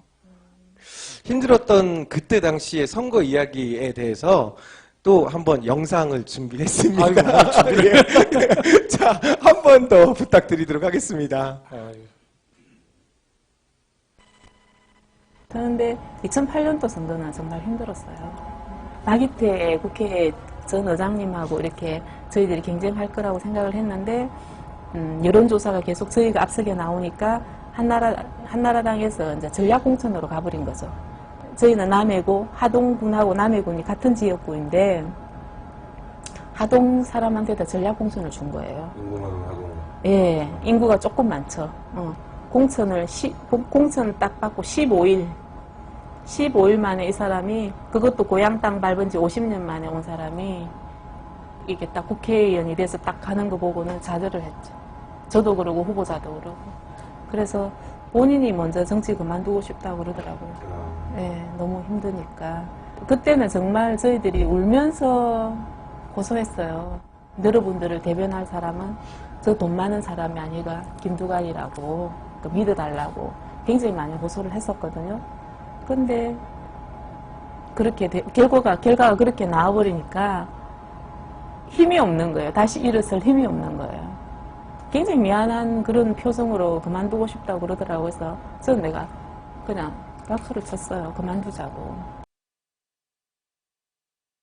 우리가 정말 다른 일을 이 긴 시간 동안 이렇게 우리가 정말 다른 일을 이 긴 시간 동안 이렇게 다른 일을 이 열정이 달라졌을 것이다. 지금도 늦지 않. 네. 정말 예, 박수 한번 힘드셨을 것 부탁드립니다. 같아요. 예. 그래도 정말 스스로 그만두고 싶다라고까지 이야기를 하셨는데 그래도 내가 다시 정치를 해야겠다라고 생각을 했던 또 어떤 계기가 있을까요? 어떤 힘이 있을까요? 제가 가장 잘할 수 있는 게 그때는 이미 정치였을 겁니다. 예. 초창기에 저 농사를 한 7년 정도 지었는데 농사도 정말 힘들어서 제가 진짜 농사꾼이 못 됐습니다. 마을 이장할 때도 이제 농사 짓다가 맨 사무소에 마늘밭이라든지 이제 나락 논에 가서 이렇게 하는 게 힘들어요. 그러니까 좀 제가 깨어렸는지는 모르겠는데 맨 사무소에서 이장님 오라고 호출 안 오나 이런 막 생각을 하고 이래 했었어요. 근데 농사도 즐거워야 되는 농사가 참 힘들고요. 일단 힘들고 또 농사 짓는 게 소득이 창출이 돼야 되는데 농산물 가격 지지가 안 되니까 농사를 지어도 별 이익이 발생되지 않고 또 농민이라는 게 사회적으로 지위가 보장되지도 않고 이렇게 하니까 많은 농민들이 좌절해죠. 그래도 이 땅에 많은 350만 농민들이 아직도 농심을 가지고 농사를 짓잖아요. 그래서 저는 마음속으로 늘 농민들, 땀을 일하는 농민들을 존경합니다. 농부 심정으로 저는 행정을 했고요. 제가 직접 노동운동을 안 해봤지만 농민이나 노동자들이 땀 흘려서 우리가 필요한 재화를 생산해내는 가장 중요한 사람들이잖아요. 그래서 우리 정치도 그런 사람들을 좀 중심에 놓고 그런 분들이 좌절하지 않고 소외당하지 않는 그런 정치를 하는 게 맞다라는 생각을 저는 늘 합니다. 네. 네. 네, 제가 그 부인되는 입장이라면, 나중에 이제, 다 모든 걸 하시고 정계를 은퇴하셨을 때 하고 싶은 일도 되게 많을 것 같아요. 밖으로 뺏겼던 남편이랑, 그때 아내 되신 분과 어떤 거 하고 싶으세요? 저는 분단이 된 조국에서 태어났지만 누군가 한 말처럼 정말 통일된 조국에서 마지막 생을 마감하고 싶은 그런 마음이 있어요. 그래서 제가 대한민국 가장 남쪽인 남해에서 너무 오래 살아서 우리가 잘해서 남북이 하나가 되면 함경북도 온성군 제일 북쪽인데 거기 가서 좀 살면서 생을 마감했으면 하는 그런 바람도 좀 갖고 있거든요. 네. 지금은 자강도로 바뀌는지 행정구역이 어떻게 바뀌는지 제가 정확하게 알아보진 않았는데 제가 고등학교 배울 때는 함경북도 온성군이 가장 북쪽인데 거기가 살고 싶은 그런 생각이 오소은 있어요. 도소은 그때 이렇게 예, 살고 싶다 그럼요. 그 말씀인 것 같은데 그냥 이렇게 화면만 보고 또 후보님 말씀만 들으면 굉장히 고생만 하신 것 같아요 아내분이. 하지만 그럼에도 불구하고 김두관 후보랑 같이 살아주는 이유가 있다고 하는데 그게 뭔지 아세요? 잘 모르겠어요. 뭐 외모 이럴 줄 알았는데 언제나 당당할 수 있다고 당당함이라고 김두관의 말씀하셨어요. 아내로서 그래요? 늘 당당할 수 있다 예. 이렇게 말씀하셨는데 어떻게 하셔서 그런 대답이 나왔다고 네. 생각하세요? 아마 여러 차례 낙선하고 좌절도 할 뻔했는데 그래도 제가 굉장히 낙천적이라서 늘 사물을 긍정적으로 봐요. 그래서 남들이 저희들 이제 시장군수 구청장 했던 분들끼리 모임이 있는데 어차피 이제 몇 달에 한 번씩 만나니까 선거 끝나고 나서 이제 당선된 사람도 있고 낙선된 사람도 있잖아요. 예, 예. 그 모임에 가면 당선된 사람들하고 당선되지 않은 사람하고 다 좀 표정이 다르게 온대요. 근데 그 후배 시장 이야기인데 김두관 선배는 떨어질 때도 늘 당선되는 사람 같이 해가 온다는 거야. 저는 몰랐는데. 네. 그런데 이제 2년 전에 진짜 당선돼서 그 모임에 갔더만은 그 후배가 그렇게 이야기를 하더라고요. 이번에는 진짜 당선되는 사람 같이 오니까 더 기분이 좋다 이랬는데 제가 낙선해가지고 그 모임에 갔어도 예. 낙선자 같이 오지 않고 당선된 사람 같이 해가 오더라는 겁니다. 그게 아마 나를 지탱했던 힘이 아닌가 싶네요. 네. 예. 아무래도 뭐 대통령 후보의 대선 후보로 예. 나오시겠다고 후보님이시니까 드리고 싶은 말씀이 어떤 대통령이라도 다 정권 말에 임기 말에 이렇게 측근 비리도 많고 또 그런 일들 생겨요. 그 이유가 대통령이 되면 할 수 있는 또는 바꿀 수 있는 일이 너무 많아요. 수만 예. 가지가 된다고 예, 하는데 예, 예. 나는 이런 비리를 막겠다. 이런 거는 안 하도록 하겠다. 자신 있다. 뭐 이렇게 말씀하실 수 있는 비책이 있나요? 그 5년 단임제 대통령이란 제도적 한계 때문에 그렇다고 생각하지는 않고요. 우리나라 대통령에게 워낙 과도한 권력이 집중돼 있거든요. 그래서 이 대한민국이 큰 나라이기 때문에 대통령 1인에게 과도한 권력이 집중되는 것은 제도적으로 좀 막을 필요가 있어서 저희들은 이제 분권행 대통령제 이런 걸 좀 사견으로는 분권행 대통령제 이런 걸 네. 주장하거든요. 국방, 외교, 뭐 사법기능 이런 쪽은 국방, 외교 이런 쪽을 해서 대외적인 활동 대통령이 하고 뭐 내부 경제 문제라든지 사회 문제 이런 내치는 뭐 이렇게 부통령이나 총리가 하는 분권행을 이렇게 좀 제도적으로 하는 게 좋겠다는 생각을 갖고 있고요. 대통령 친인척 비리 때문에 우리 대통령들이 물러나실 때 매우 참 국민들의 마음을 네. 아프게 하시는데 네. 민정수석실에 가족 담당 이런 기능들이 있는데 대통령을 그 친척을 그렇게 야박하게 관리를 못하는 것 같아요. 대통령께서 정말 엄혹하게 관리할 수 있도록 이렇게 재량을 드려야 되고 오히려 청와대 민정수석실보다는 독립된 기구가 좀 만들어져서 대통령 진행처의 그런 관리도 하고 재산도 공개하고 이 법적 제도적인 장치들을 좀 마련해서 좀 친인척들의 비리 때문에 대통령의 그 권위가 훼손되는 일이 없도록 해야 될 것 같습니다. 정말 우리가 승리해서 국정을 맡으면 정말 브라질 룰라 대통령처럼 네. 뭐 당선될 때는 50% 당선이 됐는데 8년 동안 국정을 잘하고 물러날 때는 국민의 85% 지지를 받는 그런 성공한 서민정부를 이끌었던 대통령으로 기록되고 싶고요. 정말 친인척 비리는 근원적으로 좀 막아야 될 것 같아요. 정말 그 스스로에게 아주 당당함이 느껴집니다. 예, 앞으로도 기대가 되고요. 이제 얼마 후면은 민주통합당의 그 경선 후보를 선출하는 일이 이제 있습니다. 이 여론이 아마 큰 일을 할 거예요. 이 국민들의 뜻을 좌우하고 하는데요. 지금 인터넷 생중계로 보고 계신 국민 여러분께 마지막으로 뭐 각오한 말씀도 괜찮고요. 예, 한 말씀 부탁드리겠습니다. 대한민국의 국정 운영에 대해서 우리 국민들께서 많이 섭섭해하시고 또 여러 가지 사회 현상에 대해서 많이 불안해하시고 또 많이 고단해하시는 것 같습니다. 제가 따뜻한 그 서민 정부를 이야기했는데 IMF 외환 위기 때 실직자들께서 산에 등산을 하면서 위로를 받았다고 합니다. 저는 21세기 새로운 대한민국의 정부는 산보다는 훨씬 더 우리 국민들에게 위로가 되고 따뜻한 정부였으면 하고요.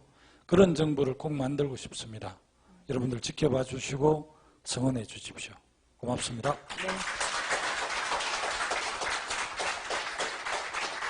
네, 말씀 감사했습니다. 너무 말씀을 잘하셔서 저희가 더 긴장을 했지 이렇게 네. 말씀을 잘할 수 있을까 싶은데요. 구호 한번 외쳐주시면 좋겠어요. 요즘은 자기 PR 시대잖아요. 예. 나 김두관은 뭐뭐뭐다 하면서 한 표를 또 부탁해 주시기 바랍니다. 어떻게 하는 겁니까? 네, 나 김두관 말씀 워낙 잘하시니까 나 김두관은 나 김두관은 민주통합당을 베나바 혁신으로 이끌어서 12월 19일 반드시 승리하고 2013년 2월 25일 제3기 민주개혁정부를 반드시 출범시키겠습니다. 네, 여러분 화이팅! 박수 부탁드립니다. 네, 화이팅! 네. 자, 후보님 저희 초대 응해주셔서 진심으로 감사드리고요. 앞으로 좋은 결과 기대하겠습니다. 예, 고맙습니다. 네, 예. 감사합니다. 자, 그러면 저희 1부 청와대 능력시험은 여기서 마감 짓도록 하고요. 이제 잠시 쉬었다가 잠시 후에는 기자분들과 함께 본격적인 정책 토론회 2부를 시작하도록 하겠습니다. 수고하셨습니다. 네, 고맙습니다.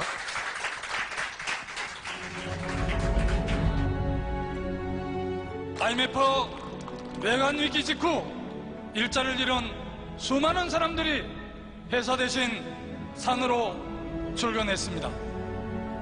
산은 국가보다 따뜻하게 우리의 가정들을 맞아주었습니다. 이제 삶보다 더 포근한 정부가 되어야 합니다.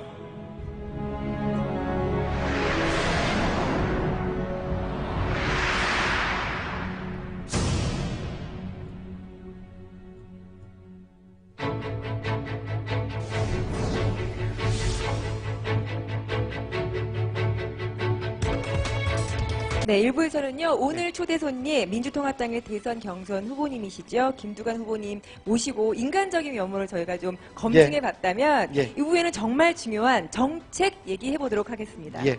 자, 지금 앞에 많은 기자분들께서 준비를 하고 계신데요. 자, 오늘 이 정책 토론회가 사단법인 한국 인터넷 신문 협회에서 주최를 네. 하기 때문에 35개 회원사가 모두 참여를 하고 있습니다. 자, 그러면 이 기자분들과 또 함께하고 있는 방청객 여러분들께 정책에 대한 이 토론 이야기를 지금부터 시작을 해보도록 하겠습니다. 네, 그럼 저는 질문 받으러 네, 기자님들께 가보도록 하겠습니다. 예, 수고하십시오.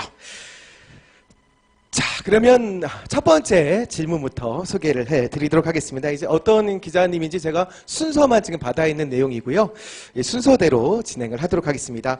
첫 번째 게임 메카 기자님께서 질문을 준비하셨다고 합니다. 만나보겠습니다. 네, 아우, 이 뒤에 계셔가지고요. 예. 네, 안녕하세요. 게임메카 김등열입니다. 제가 여쭤보고 싶은 건요. 올해 수출액 3조로 전망되는 국내 문화 콘텐츠 핵심 분야가 게임 산업인데요.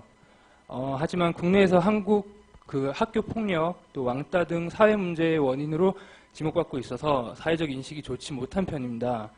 이 첨단 IT 산업이라 할 수 있는 게임에 대한 생각이 궁금하거든요. 네, 말씀 좀 부탁드리겠습니다.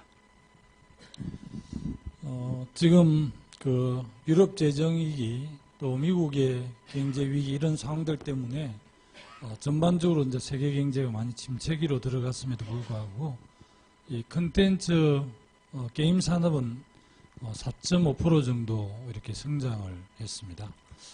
그리고 또 스마트폰 보급으로 인해서 게임 애플리케이션 이런 게 많이 다양해지면서 미래 성장 동력 산업으로 지금 주목을 받고 있거든요. 제가 알기로는 지식경제부에서도 많은 지원을 하고 또 경기도 경남 또 16개 시도 지방정부에서도 문화 콘텐츠 진흥을 만들어서 게임 산업에 상당히 많은 지원을 합니다. 다만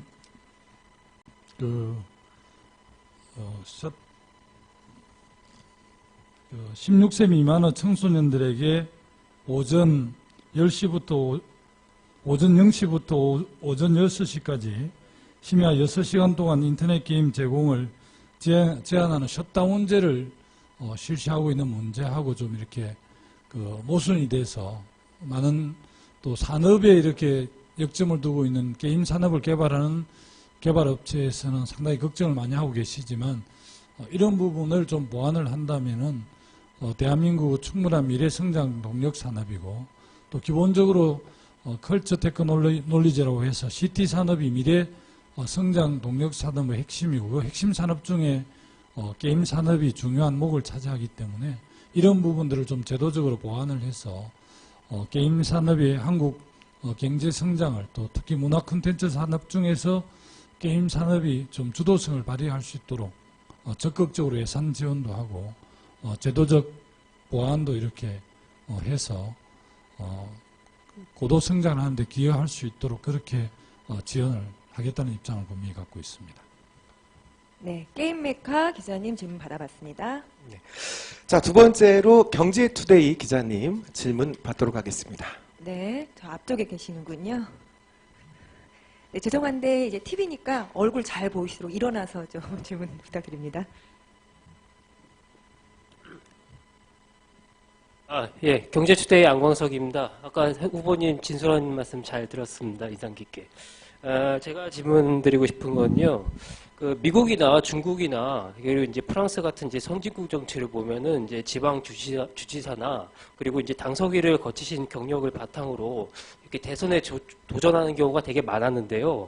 그럼 국내 정치에서도 이런 기준을 적용하면은 이제 후보님께서 이제 경쟁 상대 내지 비교 대상은 그 새누리당 우리 그 김문수 경기도지사님 그리고 이제 김태호 전 경남지사님 그리고 저 손학규 그 전 경기도지사님 민주통합당에서 이렇게 꼽을 수 있는 것 같은데 그 후보님께서는 이제 같은 이제 단체장 출신으로서 이렇게 이분들과 비교해서 이제 어떤 차별성 내지 경쟁력을 갖고 계시는지 의견이 있으시면 이렇게 말씀해 주시면 감사합니다. 예, 좋은 질문입니다. 대한민국의 최고 지도자가 아무래도 대통령이신데요. 대통령을 선택하는 국민의 기준이 미국이나 이렇게 중국은 또 직접 선거를 안 하기 때문에 좀 다른 차원이지만 미국의 지금 연방 대통령을 거의 상원의원 출신이거나 주지사가 그렇게 하는 흐름으로 크게 가고 있습니다. 지금 18대 대한민국의 대선에 출마한 많은 후보들 중에서 또 국회의원 출신도 계시지만 방금 기자분께서 말씀하셨던 김문수 지사님, 또 김태호 전 경남지사님, 또 손학규 전 경기도지사님, 저를 포함해서 또 박준영 전남지사님도 있는데요. 여의도 국회나 당에서 이렇게 좀 내공이 축적되신 분이거나 또 지방행정 현장에서 종합행정을 해본 분들 중에서 이렇게 선택이 되는 흐름이 있는 것 같아요. 지금 이명박 대통령께서는 이제 서울시장을 하시고 지금 국정을 책임지고 있는데 저는 대한민국의 큰 흐름도 앞으로 이 당에서 실력을 인정받는 사람이거나 현장 행정, 종합 행정을 통해서 인정받는 사람 중에 되지 않을까 싶습니다. 저 같은 경우에는 그 다른 시도지사들은 이제 국회의원을 하시다가 국회의원 재선 3선 하시고 또 당에서 뭐 대변인, 정책위원장 이런 걸 하시면서 지금 지사를 해서 이렇게 맡고 계시지만 저 같은 경우는 풀뿌리 지방자치인 군수를 거쳤지 않습니까? 군수를 거치고 또 중앙에 와서 행정자치부 장관을 하면서 내각의 경험도 하고 또 당의 최고위원을 하면서 그 당정청의 골고루 이런 경험을 했습니다. 그리고 지방을 가장 잘 아는 정치인이기도 하고요. 그래서 다른 분들은 아무래도 이제 정치권에서 쭉 성장하신 분들이지만 저는 그 구체적인 삶의 현장, 민생 현장에서부터 이렇게 쭉 커왔기 때문에 누구보다도 뭐 서민들의 이런 애환이라 할까 정세에 가장 제가 체화되어 있는 사람이라서 그런 점에서 좀 다른 후보들보다는 강점이 있다고 봅니다. 시도지사들은 자문대사를 갖고 있거든요. 정말 국방하고 일부만 빼고는 시도지사들이 다 이렇게 종합적으로 합니다. 그래서 저는 앞으로 어떻게 국민들이 선택할지 모르지만 시도정을 잘하는 사람이거나 또 기초자치정부인 시장군수구청장을 잘하신 분들이 내각에서 일을 할 수도 있고 또 시도정을 잘한 분들이 얼마든지 국정을 잘 맡을 수 있다는 게 제 판단입니다. 그래서 그런 점들을 주목해 주시고 흐름도 그렇게 가고 있는 것으로 알고 있습니다. 다른 지사들은 그래도 정치부터 시작했지만 저는 자치를 통해 정치를 배운 점이 좀 다른 분들하고 장점이 아닐까 싶습니다. 주목해 주십시오. 네, 충분한 답변이 되셨을 걸로 알고요. 다음은 데일리안 이충재 기자님, 예, 제가 그쪽으로 가도록 하겠습니다. 네, 마찬가지로 일어서서 질문 부탁드릴게요. 예, 알겠습니다. 예, 저 데일리안 이충재입니다. 김 후보께서는 그 대통령 후보에 대한 그 필수 정책 항목에 대한 좀 공부가 부족하다는 지적이 있습니다. 그러니까 최근 토론회에서 보면 이른바 그러니까 돌려막기 대답이 어떤 의미냐면요. 그 정책에 관련해서 질문을 하면 그 답변이 이제 그 애둘러서 답변하는 것, 그 과거에 답변했던 것을 계속 애둘른다라는 그 지적인데요. 그 관련해서 제가 그 외교안보 특히 오늘 이명박 대통령이 그 독도를 방문했기 때문에 그 여쭤보자면요. 대일 외교 관련 부분에 있어서 어떤 대일 외교 정책을 갖고 계신지 또한 우리가 그동안 우리 정부가 조용한 외교를 해왔는데 그 조용한 외교에 대한 변화가 필요하다고 생각하시는지 그 부분에 대해서 설명을 해 주십시오. 예. 대통령이 우리 국민들 입장에서는 경제라든지 일자리 또 뭐 여러 가지 그 복지 이런 문제에 대해서 훨씬 더 관심이 많을 겁니다. 우리 대통령이 우리 국민들에게 어떻게 민생을 잘 챙겨주느냐가 훨씬 더 관심이겠지만 제가 대통령을 지켜본 바로서는 대통령이 당선되자마자 가장 큰 책무는 정말 그 나라를 튼튼하게 이렇게 지켜내는 국방 외교가 가장 중요한 책무가 됩니다. 그래서 어제 그제 예신 기자 클럽에 그 기자회견을 했는데 거기서도 당연히 뭐 예신 기자들이니까 국방 외교에 대해서 많이 물었고요. 자국의 그런 자존심을 당당하게 지키면서 국익을 가장 우선적으로 지키는 게 저는 외교의 기본이고 대통령의 기본이라고 생각을 합니다. 저는 뭐 일본하고 외교도 매우 중요하지만 한반도를 둘러싸고 있는 중국, 일본, 러시아, 미국 다 중요하다고 보고 있고요. 저는 최근에 이제 우리가 한미일 동맹을 강화하면서 북러 중이 다시 강하게 결속되는 것 때문에 오히려 지금 한반도를 둘러싸고 긴장이 고조되는 것에 대한 걱정들을 하고 있고요. 오늘 이명박 대통령께서 갑자기 독도를 방문하셔서 뭐 여러 가지 지금 굉장히 해난이 돼 있는데 당연히 대통령으로서 갔어야 되는 거고 더 진작 갔으면 좋을 뻔했는데 지금까지 일본의 저자세 외교를 계속 하시는 것 같았는데 갑자기 독도를 방문해서 좀 약간의 충격으로 다가오긴 했습니다. 당연히 대한민국 대통령은 그렇게 해야 하고요. 일본하고는 그 강점기에 대한 그 여러 가지 문제, 또 독도 문제, 교과서 왜곡 문제 등등 해서 여러 가지 해난들이 남아 있습니다. 그래서 일본하고는 더더욱 당당한 외교를 해야 된다는 입장을 분명히 갖고 있고요. 최근 제가 뭐 여러 차례 발표한 북방 경제 공동체는 러시아와 중국 또 한국하고 경제 공동체를 만들어내는 거고 그것을 뒷받침하기 위해서 미국과 일본어 자본도 결합해야 한다는 이런 입장을 천명한 바가 있습니다. 저는 한반도의 평화와 번영을 위해서 균형 외교, 당당한 자존심을 지키면서 균형 외교를 하는 것이 가장 중요하다. 특히 미국과 중국과의 관계에서 제가 결미연중이라고 말씀드린 바가 있는데요. 미국 한미동맹, 전통적인 한미동맹을 강화하되 중국하고도 돈독한 관계를 유지하는 게 매우 한국 국익에 유리하다. 이런 균형 감각으로 외교를 해야 한다. 이런 입장을 분명히 갖고 있습니다. 네, 말씀 감사합니다. 자, 계속 이어서 네 번째로요. 대덕넷 기자님께서 질문해 주시겠습니다. 네. 예, 저는 과학기술계 관련해서 질문이 있는데요. 과학기술계의 그 컨트롤 타워 역할을 위해서 국가과학기술위원회가 출범을 한 지 이제 1년 반 정도가 됐는데 아직도 뭐 기획이나 조정, 인사, 뭐 예산 같은 거에서 좀 한계가 있다는 그런 지적이 있습니다. 그래서 과학기술계가 다음 정부에서 그 과기부에 대한 부활에 이제 기대를 많이 걸고 있는데요. 과기부 부활에 대한 가능성 그리고 필요성에 대해서 좀 어떻게 생각하시는지 궁금합니다. 지난번 우리 당 그 예비 경선을 할 때 후보 중에 김용환 의원이 후보였습니다. 김용환 의원은 국민의 정부에서 과학기술부 장관을 하신 분이고 과학기술의 중요성을 매우 중시해서 아마 이 정보센터 앞에서 아마 출마 기자회견 한 걸로 알고 있는데요.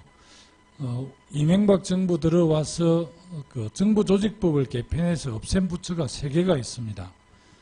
과학기술부하고 정보통신부하고 해양수산부인데요. 저는 결론부터 말씀드리면 과학기술부는 반드시 부활을 해야 합니다. 대한민국의 미래 먹거리는 과학기술의 발전에 있다는 분명한 인식을 하고 있고요. 반드시 그렇게 할 수 있도록 하겠습니다. 최근 러시아하고 합작해서 고흥, 전남 고흥에 있는 나르도에 있는 우주발사센터에서 계속 나로의 발사가 실패한 이유도 과학기술부가 폐지된 데 큰 원인이 있다 이렇게 하물며 주장하는 분이 있을 정도로 이 정부에서 과학기술 부분에 대해서 굉장히 좀 홀대한 느낌이 듭니다. 그래서 대한민국이 제대로 선진국으로 가기 위해서는 과학기술 발전이 매우 중요하고요. 과학기술부를 없앤 대신 과학기술위원회를 만들었는데 실질적으로 위원회가 장기적인 정책을 입안하고 또 이렇게 그 역할을 할 수 있도록 실질적인 좀 힘을 실어줘야 할 것 같은데 그러지는 않은 것 같습니다. 그래서 많은 아쉬움이 있고요. 과학기술부를 부활시키는 건 물론이고 벤처나 창업 활성화를 통해서 그 한국 과학기술을 선도할 수 있도록 해야 하고 특히 중소기업의 R&D 예산을 많이 지원을 해서 독일처럼 작지만 세계적인 강한 기업, 강소기업을 육성할 수 있도록 과학기술부를 적극 뒷받침해야 한다는 입장을 가지고 있습니다. 자, 계속 질문을 받도록 하겠습니다. 다음 질문은요. 디트뉴스24 기자님. 네. 질문 주십시오. 저는 충청권 인터넷신문 디트뉴스24입니다. 김갑수 기자입니다. 후보님이 그 누구보다도 지방 분권 그리고 균형 발전에 대해서 관심을 많이 가지고 계신 걸로 알고 있고 저도 지방 인터넷신문으로서 나름대로 지지하는 부분도 있습니다. 지금 충청권의 현안을 놓고 볼 때 지금 세종시 건설, 성공적인 건설이 최대 이슈 중 하나인데요. 후보님께서 보실 때 지금 세종시 현지에는 청와대 분원이라든가 제2지무실이라든가 국회 분원이 필요하다 이런 주장이 좀 있고 오늘 후보님께서 오늘 사전 보도자료 때도 지금 청와대를 뭐 광화문 세종청사로 집무실로 옮기겠다 이런 주장도 하셨는데 세종시에 대한 후보님만의 어떤 철학이 좀 있으신지 그리고 어떻게 보면 이제 국토 균형 발전에 대한 어떤 또 다른 어떤 비전이랄까요? 이런 것이 있으신지 말씀 부탁드리겠습니다. 세종시는 우리 참여정부에서 사실은 시작을 했습니다. 그런데 아무래도 내년에 이제 저희들이 국정을 맡게 되면 저희들이 결자 해지 차원에서 내용을 완벽하게 좀 마무리해야 될 것 같아요. 원래 이제 세종시가 정치 행정 중심 도시로 설계가 된 겁니다. 그래서 제가 이제 2003년 행자부 장관을 할 때 신행정수도 건설 특별법을 만들었습니다. 국가균형발전 특별법하고 지방분권특별법하고 3대 특별법을 제가 만들었는데 그 당시 이석연 변호사 이혼 소송을 해서 헌재에서 이혼으로 결정되는 바람에 신행정수도 건설 특별법이 행정중심 복합도시법으로 좀 이렇게 축소가 되었습니다.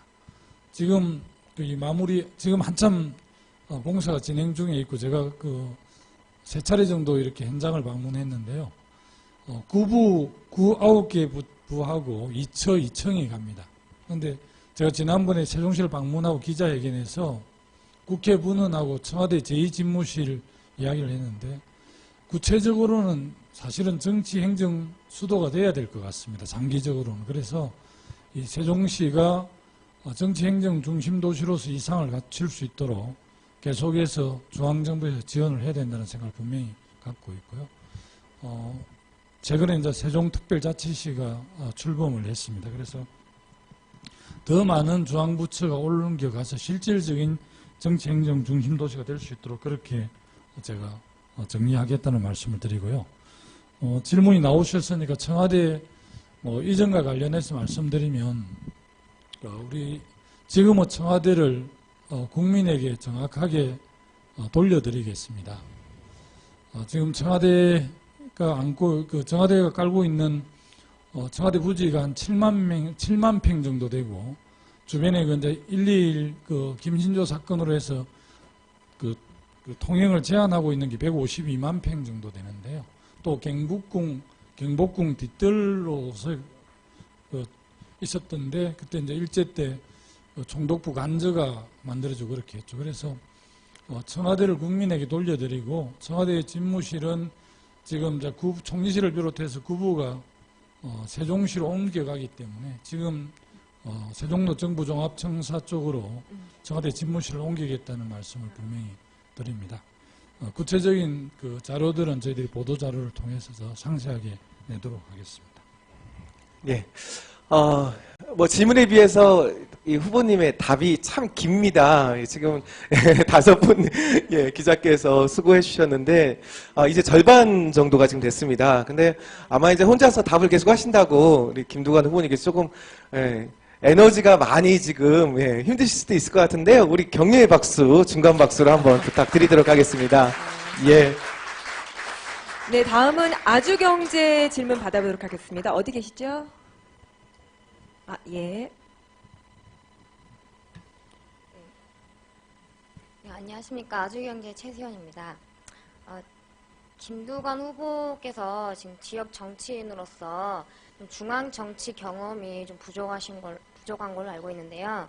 좀 지지율 정체나 당내 지지 기반 등으로 볼 때 대통령 당선의 한계가 보인다는 지적이 있습니다. 또 이와 연결돼서 정책 콘텐츠가 부족하다는 비판도 잇따르고 있는데 이에 대해서 어떻게 생각을 하시는지요? 아까 일부 정치와 놀자 토크에서도 말씀드렸지만 지금 뭐 민주통합당 후보들의 지지율이라는 게 조정국민에 있잖아요. 뭐 좀 앞서가는 후보도 있고 뭐 2위, 3위 하고 있는데 그렇게 중요하다고 생각하지 않습니다. 25일부터 시작되는 제주갱선에서 얼마든지 전기를 마련할 수 있다고 보고요. 뭐 어떻게 붙였는지 모르겠습니다. 아마 벤방에서 온 사람이라고 견지하는 것 같은데 저만큼 콘텐츠가 풍부한 정치인이 있습니까? 모르겠습니다. 어떤 분들이 어떤 이야기를 해서 콘텐츠가 많은지 모르겠습니다만 저는 아까도 자랑처럼 이야기했지만 작은 마을 이장할 때부터 마을 이장, 군수, 장관, 도지사 하면서 다 이렇게 성취를 해냈고요. 특히 이제 경남도정을 제가 2년 7개월을 했는데 보호자 없는 병원, 또 노인 틀니 보급 사업, 친환경 무상급식 이런 보편적 복지 정책과 관련해서 압도적으로 여소야대였습니다. 도의회가 새누리당이 장악하고 있는데 그 도의회를 설득하고 또는 때로는 제가 설득당하기도 하면서 그런 보편적 복지 정책을 정착시킨 그런 리더십을 발휘해 왔습니다. 그리고 또 그런 어떻게 보면 간직이 있으면서도 한 번도 기득권과 타협하지 않고 정말 서민과 어려운 사람들 편에서 서왔습니다. 그래서 어떤 콘텐츠를 말하는 건지 잘 모르겠습니다. 뭐 재벌하고 적절하게 타협하는 콘텐츠 이런 걸 말하는지 모르겠습니다만 저는 앞으로도 정책 대안에 대해서 많은 준비를 하고 있고요. 어떤 후보에게도 뒤지지 않는다는 것을 또 정책 토론회나 또 우리 본선에 가서 보여주고 싶습니다. 하여튼 부족하다는 지적에 대해서는 겸허하게 받아들이면서 더 준비하도록 하겠습니다. 네. 다음은 오마이뉴스 질문 받아보도록 하겠습니다. 어디 계세요? 예. 자, 다음 순서가 이뉴스투데이 기자님부터 순서가 다시 정정하겠습니다. 어디 계시나요? 예. 예, 이뉴스투데이 정성훈 기자라고 합니다. 남북 관계에 대해서 질문드립니다. 통일 및 남북 외교 등에 대해서 매우 적극적이고 진취적인 생각을 갖고 계시고 전일 외신 기자클럽 회견에서 당선되신다면 임기 1년 내에 남북 정상회담을 추진하겠다고 밝히셨는데 이를 어떤 방식으로 추진하실지 하고 이를 포함해서 전반적인 그 대북관에 대해서 말씀 부탁드립니다. 대한민국이 최근에 그 20, 50 클럽에 가입을 했습니다. 2만 불 그리고 5천만 인구 넘는 전 세계 7개밖에 되지 않는 그 클럽에 가입을 했을 정도로 대한민국이 대단한 나라인데요. 그래도 우리 국민들은 배고픈 것 같습니다. 오히려 3만 불 시대를 염원하고 있는데 저는 어렵게 대한민국이 이제 만불 시대에 도래했고 또 베트남이나 중동 특수를 통해서 우리가 2만 불을 돌파했습니다. 5년 전에 이명박 후보를 선택한 가장 근본적인 이유가 여러 가지 문제가 있고 약점이 있지만 정말 경제를 제대로 좀 살릴 후보다 우리 국민들의 호주머니를 넉넉하게 해줄 후보라는 이유로 선택했다고 봅니다. 그러나 여러 가지 747 여러 가지 콘텐츠가 있다지만 우리 국민들의 기대에 너무 부응하지 못했죠. 저는 대한민국의 경제 발전은 저는 남북 경제 공동체에 있다고 생각하는 사람입니다. 그래서 저는 그 대통령이 당선되면 1년 이내에 북한을 방문하고 남북 정상회담 정리하는 물론이고 남북 이산가족들을 2년 내에 완전 상봉할 수 있도록 하겠다 이런 정책을 말씀드렸고요. 또 개성공단 그 모범 사례를 벤치마킹해서 제2, 제3의 개성공단 더 나아가서 북한에 묻혀져 있는 지화자원 7천조 정도 되는 지화자원을 남북이 공동으로 개발해서 튼튼한 민족 경제의 버팀목을 만들겠다. 그리고 도로와 철도를 연결하고 더 나아가서 동북 삼성, 유라시아까지 연결하는 북방경제 공동체가 대한민국의 미래를 열어가는 거다. 그렇기 때문에 우리 국민들의 여망인 3만 불, 8천만 새로운 한민족 시대를 열 수 있다. 이런 입장에서 그렇게 전향적인 정책을 말씀드리고 있고요. 금명간에 또 우리가 북쪽하고 그렇게 틀려고 그러면 좀 첨예하게 대립하고 있는 남북의 군사적 긴장을 완화할 필요가 있습니다. 이와 관련해서 정말 좀 큰 정책들을 준비하고 있습니다. 미리 기자회견을 하게 되면 미리 보도자료를 내면서 곧 일주일 안에 남북 관련된 큰 정책을 발표하도록 하겠습니다. 기대를 한번 해주십시오. 네. 자, 다음 질문입니다. 다음 질문은요, 서울 파이낸스 기자님께서 수고해 주시겠습니다. 어디 계신가요? 네.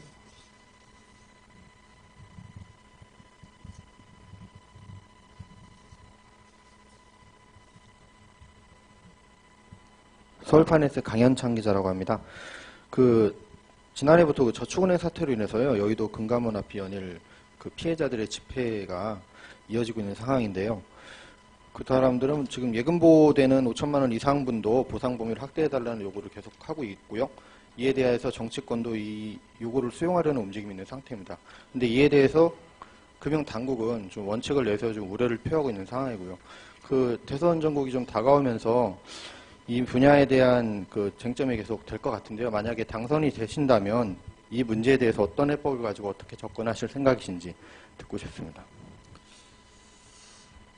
저축은행이 몰고 온 파장이 너무 크죠. 특히 이제 서민들이 많이 이렇게 활용을 했고, 아마 예금 금리가 조금 이렇게 높은 거였기 때문에 상당히 많은 분들께서 이제 저축은행을 이용했던 것 같습니다. 그러나 이제 저축은행이 부실 대출을 해서 이렇게 파산을 하다 보니까 엄청나게 이제 피해가 발생하고, 총선을 전후로 해서 여야 정치권에서 저축은행 피해자들을 5천만 원 이상 예금하신 분들도 마침 보상을 받을 수 있는 것처럼 그렇게 좀 약속을 해서 지금 다시 쟁점이 됐는데요. 저는 5천만 원 초과 예금자 후순위 채권 피해를 완전 100% 이렇게 보상해 준다는 것은 쉽지 않다라는 생각이 듭니다. 최대한 저축은행 저축은행 책임자들의 은닉재산 이런 거 매각을 통해서 최대한 채권을 확보해서 최대한 피해자들 구제해주는 방안을 적극적으로 좀 검토하겠다는 입장입니다. 또 이 정책 금융당국의 책임이 매우 큽니다. 금감원이라든지 이런 금융위원회 이런 쪽의 책임이 매우 크기 때문에 이런 부분에 대한 중앙정부의 책임이 없지 않기 때문에 그런 입장으로 정리를 하고 있습니다. 네, 다음 프라임 경제 질문 받아보도록 하겠습니다. 근데 후보님 시간이 많이 좀 오버됐다고 하니까요. 짧은 답변 부탁드립니다. 예. 안녕하세요. 프라임 경제 이보배 기자입니다. 저는 안철수 원장에 대해서 질문을 드릴 건데요. 그리고 김 후보님은 이제 안철수 저격수에서 안철수 껴안기로 돌아서면서 안원장과 관련된 행보가 오락가락하다는 지적을 받기도 하셨습니다. 캠프 내에서도 이에 대해서 입장 정리에 이견이 있었던 것으로 알고 있는데요. 최근에 안 원장과 연대를 강조하면서 안철수 껴안기로 돌아선 이유가 궁금합니다. 오락가락하지 않았고요. 비판할 일 있으면 비판하고 또 장점 있는 부분에 대해서는 제가 엄호도 하고 있는데요. 기본적으로 우리 국민들이 이제 정권 교체에 대한 열망이 매우 강하고요. 안철수 교수와 함께 정권 교체를 함께 해야 될 사람이다. 이런 인식은 제가 분명히 갖고 있습니다. 최근에 안철수 교수에 대해서 제가 한마디 했는데 어디 신문에 안철수 교수하고 김두관 너무 닮은 꼴이다. 이런 제목이 붙었더라고요. 그 배경을 좀 보니 그런 거더라고요. 안철수 교수가 주장하는 게 구체제, 소위 체제 전환을 이야기하고 있습니다. 앙시앙리즘, 구체제를 새로운 체제를 이야기하는데 이게 이제 판을 갈겠다는 그런 의지잖아요. 저도 대한민국의 정당에서 활동도 하고 정치도 하고 행정도 했는데 대한민국의 기존 체제 이 판을 한번 갈아야 되겠다는 이런 생각이 안철수 교수하고 저하고 좀 비슷하다는 이야기를 제가 한 적이 있는데 그렇게 제목이 뽑아졌더라고요. 대한민국에서 특히 정치에서 판을 간다는 것은 정당을 혁신하거나 변화하지 않으면 불가능합니다. 그런데 다만 안철수 교수는 스스로 그런 부분이 좀 본인이 좀 보완해야 될 점이라고 이야기했나 약점이라고 했는데 정당 개혁이나 정치 개혁이나 행정 개혁이 없잖아요. 안철수 교수가 정말 판을 바꾸고 하려고 그러면 김두관은 좀 이런 풍부한 경험이 좀 필요하죠. 정당 혁신과 변화하겠다는 의지와 함께 할 수 있는 부분이 있다. 이런 이야기를 한 거고요. 어쨌든 뭐 이분이 또 다른 영역에서 워낙 잘 살아온 부분이고 국민적 기대를 한 몸에 받고 있기 때문에 같이 할 부분이 있다 이렇게 생각을 하고 있습니다. 네, 마지막 질문입니다. 조세일보 질문 받아보도록 하겠습니다. 어디 계시죠? 예.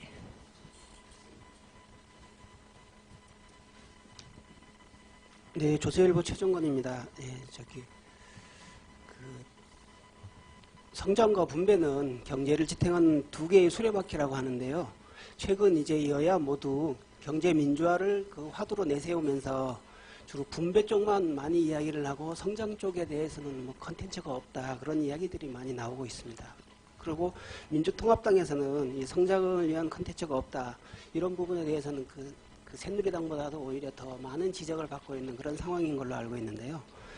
김 후보님께서는 그 성장 컨텐츠에 대해서 어떠한 뭐 보관이 있으신지 견해를 듣고 싶습니다. 우리나라 성장을 보면 이제 대기업 중심, 수도권 중심인데요. 성장의 두 키워드를 말씀드리자면 저는 분권형 성장이 매우 중요하다. 수도권과 그 대기업 중심에서 중소기업과 지방도 새로운 성장의 동력으로 삼는 게 매우 중요하다고 생각을 하고요. 저는 보편적 복지를 통해서 사회 안전망을 확보하는 것이 성장에 매우 유리하게 작동한다. 아까 모두에 잠깐 말씀드렸는지 모르겠습니다만 제가 지향하는 성장 모델은 독일의 중소기업이 작지만 강한 기업이고 세계적인 기업이듯이 또 그 기업들이 베를린이라든지 프랑크푸르트 이런 대도시에 있지 않고 지방에 있습니다. 그래서 독일을 보면 정말 지방과 도시가 골고루 잘 사는 그런 분권 국가를 지향하고 있는데 저는 이런 작지만 강한 기업, 세계적인 기업이 육성될 수 있도록 한 4,000개 정도 기업이 세계적인 기업이 될 수 있도록 R&D를 지원할 생각입니다. 이것이 저는 성장의 기초 동력이 된다라고 확신하고 있고요. 이것을 확실하게 지원하겠습니다. 네, 질문이 하나 더 있습니다. 폴리뉴스 질문 받아보도록 하겠습니다. 자, 이제 마지막 기자님의 질문입니다. 예, 폴리뉴스 최신영 기자라고 합니다. 저는 두 가지를 질문을 드리겠습니다. 후보님께서 맨 처음에 출마를 하실 때 스토리와 권력 의지를 갖고 있는 다크호스로 분류가 됐었는데 각종 간담회를 통해서 스토리는 있는데 텔링이 부족하다 뭐 이런 지적들을 많이 받았습니다. 본인께서는 그런 지적을 받는 원인에 대해서 어떻게 분석을 하시는지 한 말씀 부탁드리고 요즘 각종 언론사의 여론조사를 보면 김두관 후보가 5%대를 돌파를 했다가 최근에는 그 이하 한 3.5% 전후로 지금 떨어져 있습니다. 특히 눈여겨볼 대목은 통합진보당 지지자, 그러니까 본인이 진보라고 생각하는 일반 유권자들 중에서 김두관 후보를 지지하는 층이 극히 적습니다.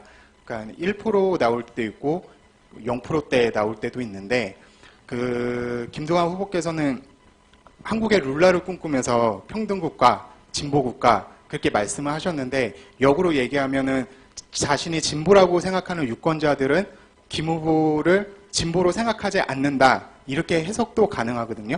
여기에 대해서는 어떻게 생각하시는지 한 말씀 부탁드리겠습니다. 스토리는 텔링이 안 된다고 해서 우리 스토리텔러인 지금 조금 전에 계시다 가신 전혜니 대변인도 제가 영입을 했고요. 아무래도 제가 이제 지방행정에 오래 있었죠. 워낙 대한민국은 수도권 중심이니까 인지도가 좀 낮은 거 인정합니다. 그러나 저는 거대한 밑바닥에 흐르는 큰 흐름이 있다고 생각을 하고요.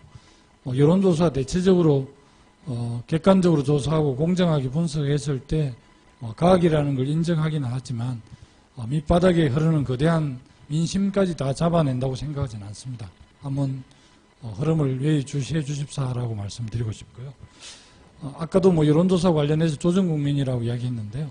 그냥 지지도가 쭉 올라갔다가 딱 끝나면 좋겠지만 10년 전을 보더라도 40%까지 올라갔다가 6%까지 떨어져서 10몇 프로 이렇게 되잖아요. 아마 12월 19일까지는 여론 지지와 관련해서 정말 파고가 많을 겁니다. 큰 파도가 치고 태풍이 불 건데요. 그런데 일희일비하면서 정치 활동을 할 수는 없고요. 저는 지금까지 그거보다 더 훨씬 어려운 난관도 돌파를 해왔습니다. 그래서 좀 더 저희들이 정교하게 잘해서 그냥 5%, 10%, 15% 이렇게 쭉 가면 좋겠지만 그러지 못한 부분이 있어서 그 부분도 저희들이 돌아보면서 또 정책으로 또 열정으로 이렇게 승부하겠다고 준비하고 있습니다. 지켜봐 주십시오. 네, 지금까지 10개가 넘는 질문에 성실하게 대답해 주신 김두관 후보님께 박수 부탁드립니다. 네, 후보님 자리 이쪽으로 오시죠.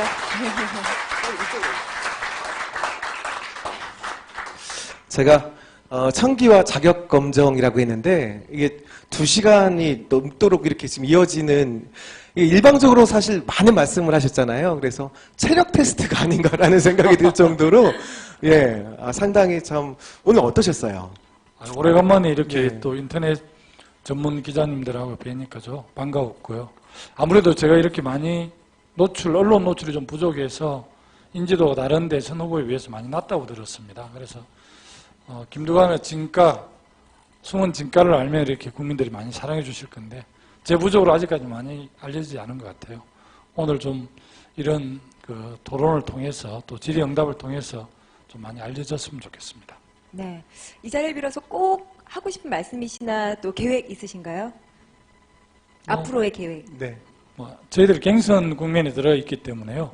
일단은 민주통합당의 대선 후보로 선정되는 게 매우 중요하고 특히 이제 초창기 갱선하는 제주와 울산, 강원 갱선이 중요하고 또 주목하고 있고 주력하고 있고 그렇습니다. 네. 네, 말씀 잘 들었습니다. 예. 자, 오늘 정치와 놀자 2시간 동안 재미있으셨어요? 예. 네, 정치 어렵다고 예. 하는데요. 쉽게 예. 말씀을 해주셔서 저도 잘 알아들었던 것 같고요. 여러분도 예. 또 잘 들으셨으면 믿습니다. 앞으로 여러분 정치에 많이 관심을 가져주시기 바랍니다. 예, 그리고 예. 진심으로 함께 해주신 우리 김두관 후보님께 감사 인사 다시 한번 드리도록 하고요. 이제 저희는 마무리를 드리도록 하겠습니다. 아무래도 예, 후보님이 예. 구호 한번 외치면서 화이팅이라고 그렇게 하면서 할까요? 마무리하는 게 나을 것 같은데요. 예, 예. 자, 사단법인 한국 인터넷 신문협회에서 주최를 했고요. 그 판도라 TV에서 함께 해줬던 정책 토론회 대선 경선 후보 민주통합당 2번 김두관 후보와 함께 했습니다. 자, 마지막 구호 외쳐주시죠. 국민이 희망이다. 기호 2번 김두관. 네. 네, 감사합니다. 이상으로 마치겠습니다. 감사합니다. 수고하셨습니다. 수고하셨습니다. 고맙습니다. 수고하셨습니다. 수고하셨습니다. 고맙습니다. 함께 해주셔서 감사합니다. 오랫동안 수고하셨습니다.